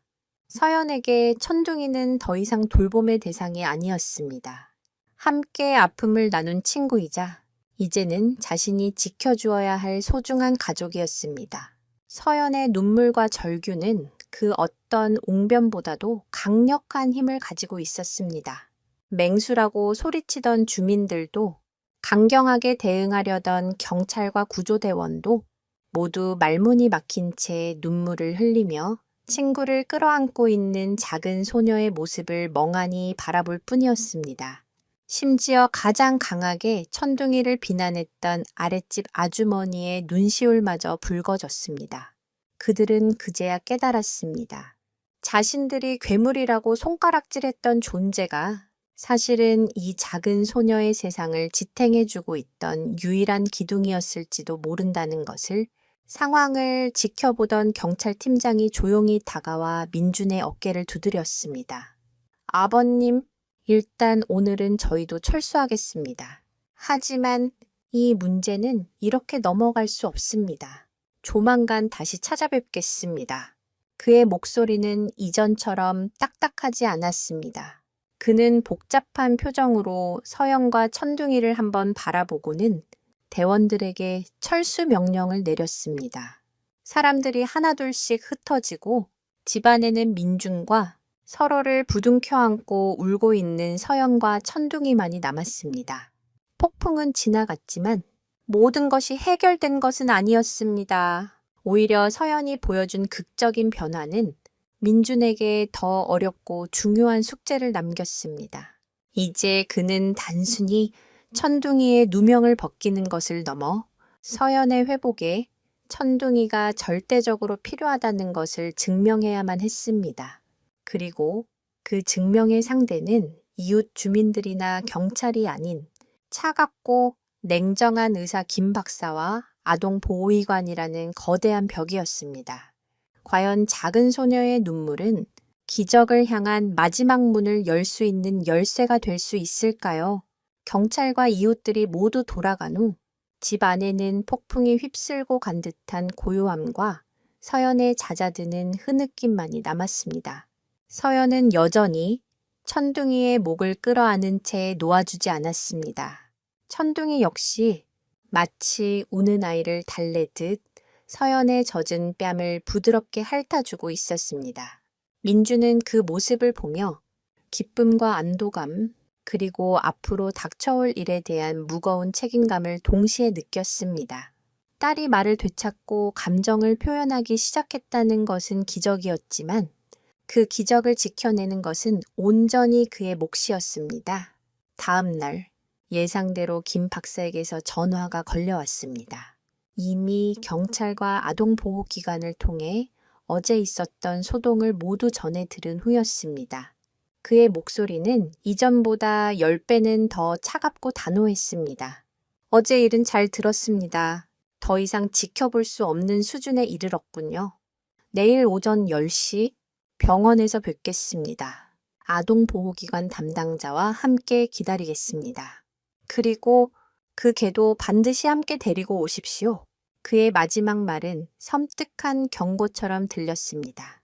아마도 전문가들 앞에서 천둥이의 위험성을 직접 증명하고 서연과의 즉각적인 분리 조치를 정당화하려는 속셈일 것입니다. 민주는 올 것이 왔다고 생각했습니다. 이제 더 이상 피할 곳도 물러설 곳도 없었습니다. 내일 병원에서 모든 것이 결정될 것입니다. 서연과 천둥이의 운명이, 그리고 자신의 운명까지도. 그날 밤 민주는 뜬 눈으로 밤을 새웠습니다. 그는 서연에게 일어난 모든 긍정적인 변화들을 시간 순서대로 꼼꼼하게 기록했습니다. 처음 천둥이를 보고 고개를 돌렸던 순간부터 밤의 악몽을 꾸지 않게 된 것, 담요를 건네주려 했던 작은 손짓, 그리고 마침내 터져나온 안 되라는 첫마디와 어제의 눈물까지. 그는 이 모든 것이 천둥이가 없었다면 불가능했을 기적이라는 것을 논리가 아닌 진심으로 설득해야 했습니다. 운명의 날 아침이 밝았습니다. 민주는 서연에게 가장 예쁜 옷을 입히고 천둥이의 목에는 낡은 목줄 대신 새로 산 깔끔한 가슴줄을 채워주었습니다. 마치 중요한 전투에 나가는 군인처럼 그는 비장한 각오로 집을 나섰습니다. 병원으로 가는 차 안, 서연은 어딘가 불안한 듯 연신 창밖과 천둥이를 번갈아 쳐다보았습니다. 천둥이 또한 무거운 공기를 감지한 듯 얌전히 서연의 발치에 엎드려 있었습니다. 병원에 도착하자 김 박사의 진료실 앞에는 차가운 표정의 의사와 서류 뭉치를 든 아동보호기관 상담사가 그들을 기다리고 있었습니다. 상담사는 민준을 보자마자 아버님, 잠시 따님과 분리해서 상담을 진행해야겠습니다. 라고 말했습니다. 민준이 무어라 말하기도 전에 간호사들이 다가와 서연의 휠체어를 다른 상담실로 데려가려 했습니다. 서연의 얼굴이 하얗게 질렸습니다. 바로 그 순간이었습니다. 서연의 곁에 얌전히 있던 천둥이가 갑자기 벌떡 일어나 서연의 휠체어 앞을 가로막고 섰습니다. 그리고는 간호사들을 향해 낮고 위협적인 으르렁 소리를 내기 시작했습니다. 크르르릉. 녀석은 짖지도 달려들지도 않았습니다. 그저 온몸으로 이 아이에게서 떨어져 라는 강력한 경고를 보내고 있을 뿐이었습니다. 김 박사의 입가에 차가운 미소가 번졌습니다. 보십시오. 이게 바로 저 개의 본성입니다. 통제 불가능한 공격성. 저런 짐승 곁에 아이를 두는 것 자체가 아동 학대입니다. 아동보호기관 상담사의 표정도 심각하게 굳어졌습니다. 최악의 상황이었습니다. 천둥이는 또다시 서연을 지키려 했을 뿐이지만 그 행동은 의사의 주장에 완벽한 증거를 제공한 셈이 되었습니다. 민준의 심장이 철렁 내려앉았습니다. 모든 것이 끝났다고 생각하는 순간 아무도 예상치 못한 일이 벌어졌습니다. 침묵하던 서연이 자신의 휠체어를 막고 선 천둥이의 등 뒤에서 아주 작지만 단호한 목소리로 외친 것입니다. 아니야. 모두의 시선이 서연에게로 향했습니다.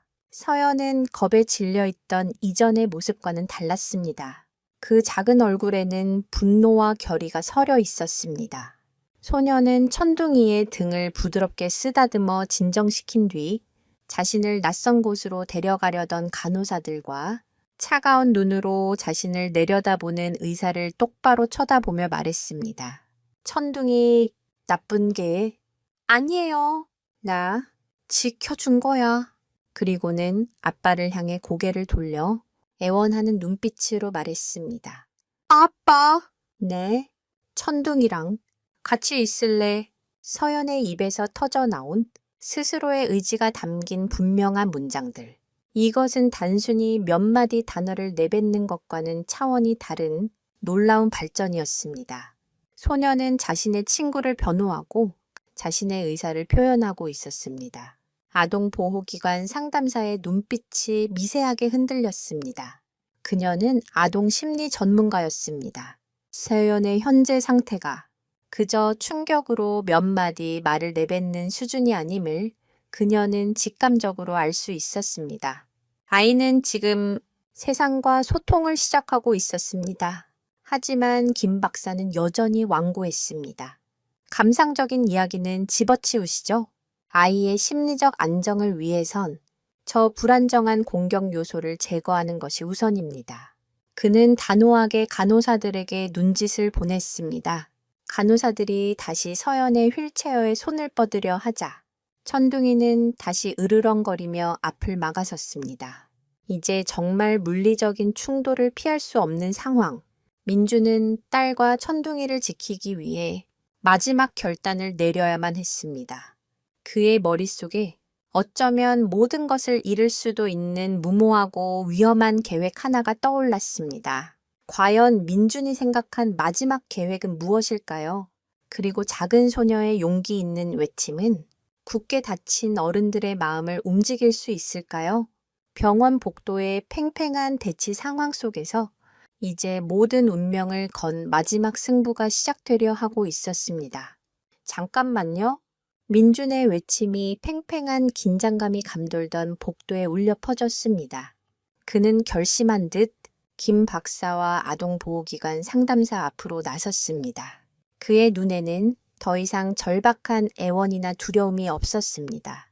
대신 모든 것을 걸겠다는 아버지의 단호한 결의가 서려 있었습니다. 박사님 말씀대로 천둥이의 행동이 위험해 보일 수 있다는 점 인정합니다. 하지만 그것은 천둥이가 서연이를 얼마나 소중하게 생각하는지에 대한 증거이기도 합니다. 제가 증명해 보이겠습니다. 김 박사는 코웃음을 쳤습니다.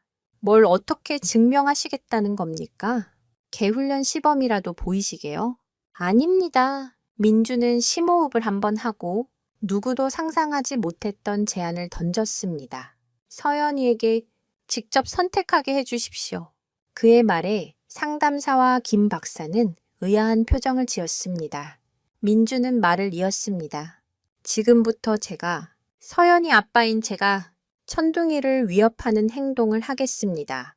만약 천둥이가 저를 공격한다면 저는 그 어떤 처분도 달게 받겠습니다.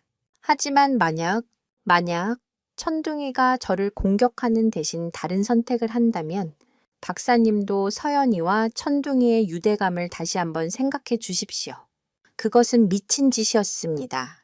투견 출신의 개를, 그것도 자신의 주인을 보호하려는 경계심이 최고조에 달한 상태에서 스스로를 미끼로 삼아 자극하겠다는 것이었습니다.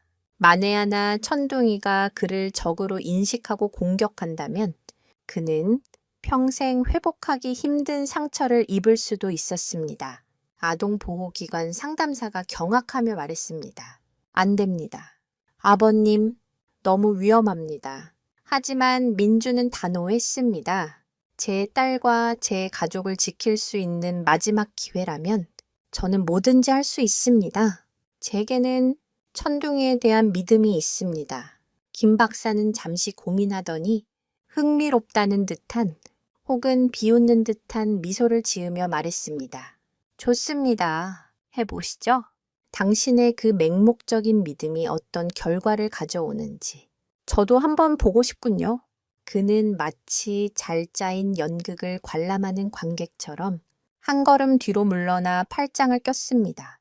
민주는 떨리는 마음을 감추고 천천히 천둥이와 서연에게 다가갔습니다. 그는 서연의 눈을 보며 나지막이 말했습니다. 서연아, 괜찮아. 아빠 믿지. 서연은 불안한 눈빛으로 고개를 끄덕였습니다. 민주는 천둥이 앞으로 다가가 섰습니다.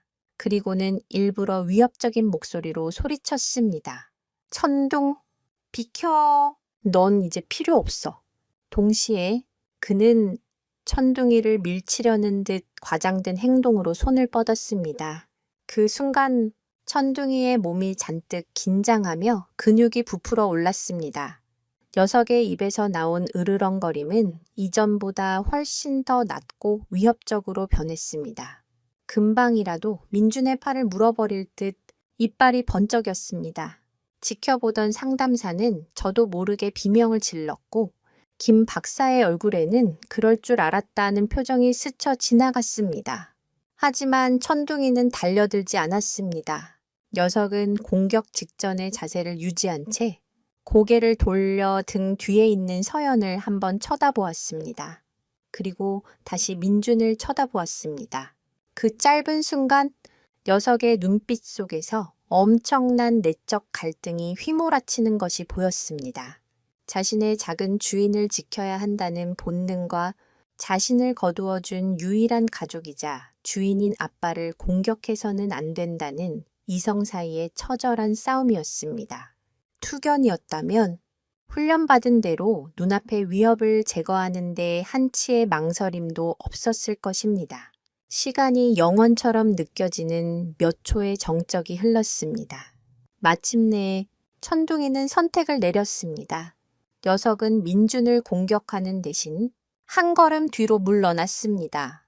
그리고는 서연의 휠체어와 민준 사이 그 중간 지점에 몸을 낮추고 엎드렸습니다. 그것은 항복도 공격도 아니었습니다. 나는 이 아이도 당신도 누구도 해치고 싶지 않습니다. 그러니 제발 이 싸움을 멈춰주세요. 얘 온몸으로 호소하는 평화를 구하는 자세였습니다. 맹수의 본능을 가족을 사랑하는 마음으로 스스로 제어해낸 경이로운 순간이었습니다. 복도에 있던 모든 사람들은 숨을 죽인 채 그 광경을 지켜보았습니다. 민준의 눈에서는 뜨거운 눈물이 흘러내렸습니다. 그의 믿음이 틀리지 않았습니다. 천둥이는 단순한 짐승이 아니었습니다. 고통스러운 과거를 이겨내고 사랑과 신뢰를 배운 위대한 영혼을 가진 가족이었습니다. 아동보호기관 상담사는 충격과 감동이 뒤섞인 표정으로 굳어 있었고 항상 냉소를 머금고 있던 김 박사의 얼굴에서도 처음으로 감정의 동요가 읽혔습니다.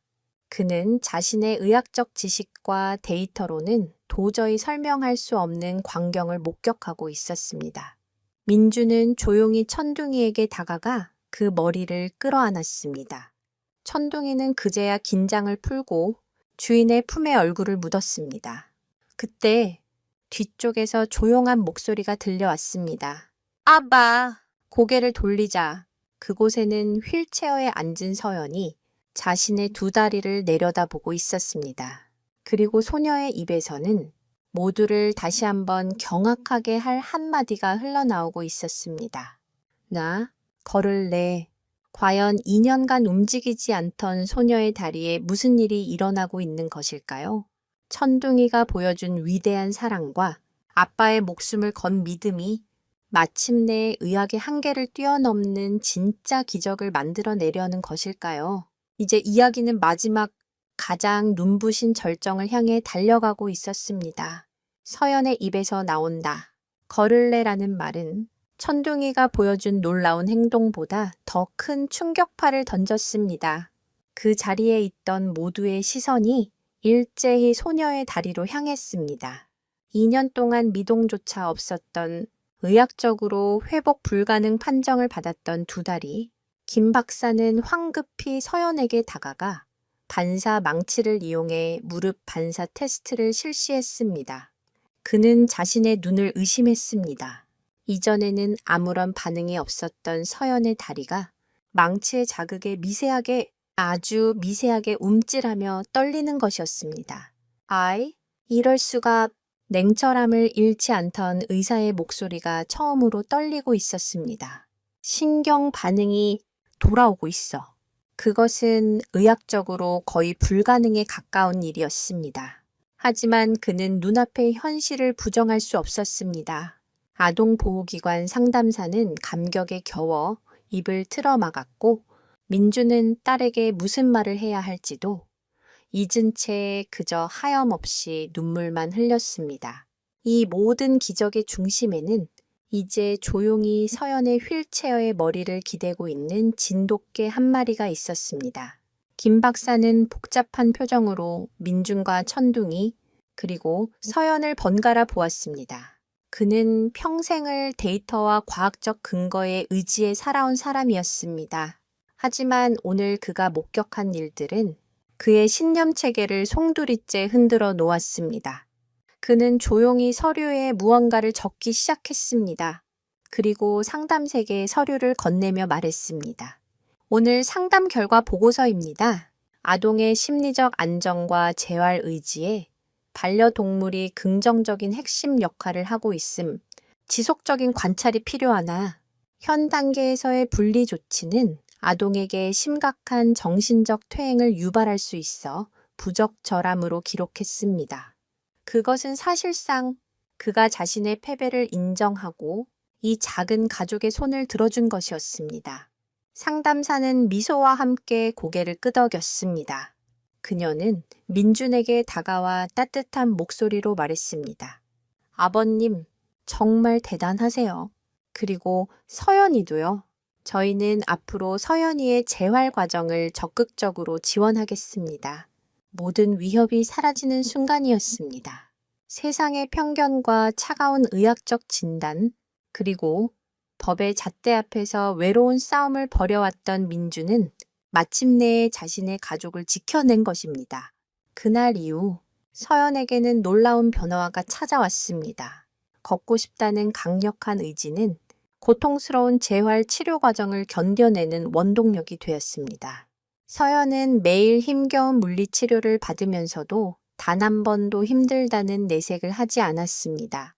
그리고 그 모든 재활 과정에는 언제나 천둥이가 함께했습니다.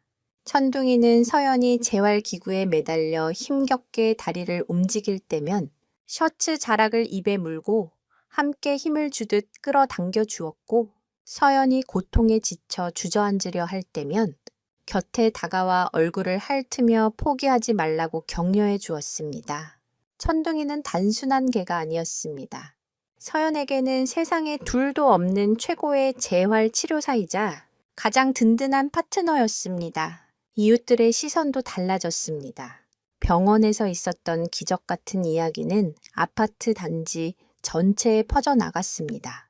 맹수라고 손가락질하던 사람들은 이제 천둥이를 서연이를 지키는 영웅개라고 부르기 시작했습니다. 아이들은 더 이상 천둥이를 보고 울거나 피하지 않았습니다. 오히려 천둥아, 안녕 하고 먼저 다가와 인사를 건넸고 천둥이 역시 꼬리를 흔들며 그들을 반겨주었습니다. 굳게 닫혔던 공동체의 마음이 한 소녀와 개의 위대한 사랑 앞에서 서서히 녹아내리고 있었습니다. 그리고 마침내 천둥이가 가족이 된 지 1년이 되던 어느 봄날 모두가 기다려온 순간이 찾아왔습니다. 재활치료실 평행봉을 잡고 수천 번의 걸음마 연습을 하던 서연이 마침내 아빠와 천둥이를 향해 도움 없이 자신의 첫 한 걸음을 내디뎠습니다. 비틀거리고 금방이라도 쓰러질 듯 위태로운 한 걸음이었지만 그것은 절망의 시간을 이겨내고 스스로의 힘으로 일어선 세상에서 가장 위대한 첫걸음이었습니다. 한 걸음, 두 걸음! 서연은 마침내 자신을 향해 팔을 벌리고 있는 아빠의 품에 와락 안겼습니다. 그리고 그들의 발치에서 천둥이는 기쁨의 찬 목소리로 왕 터닝 짖으며 마치 자신의 일처럼 기뻐하고 있었습니다. 한때 세상에서 가장 사납다 버림받았던 투견과 마음과 몸이 마비되었던 작은 소녀. 절망의 가장 밑바닥에서 만난 두 영혼은 서로의 상처를 보듬고 기댈 어깨가 되어주며 세상이 불가능하다고 말했던 기적을 함께 만들어냈습니다. 그들의 이야기는 우리에게 질문을 던집니다. 진정한 장애는 몸의 불편함이 아니라 마음을 닫아버리는 편견과 불신이 아닐까요?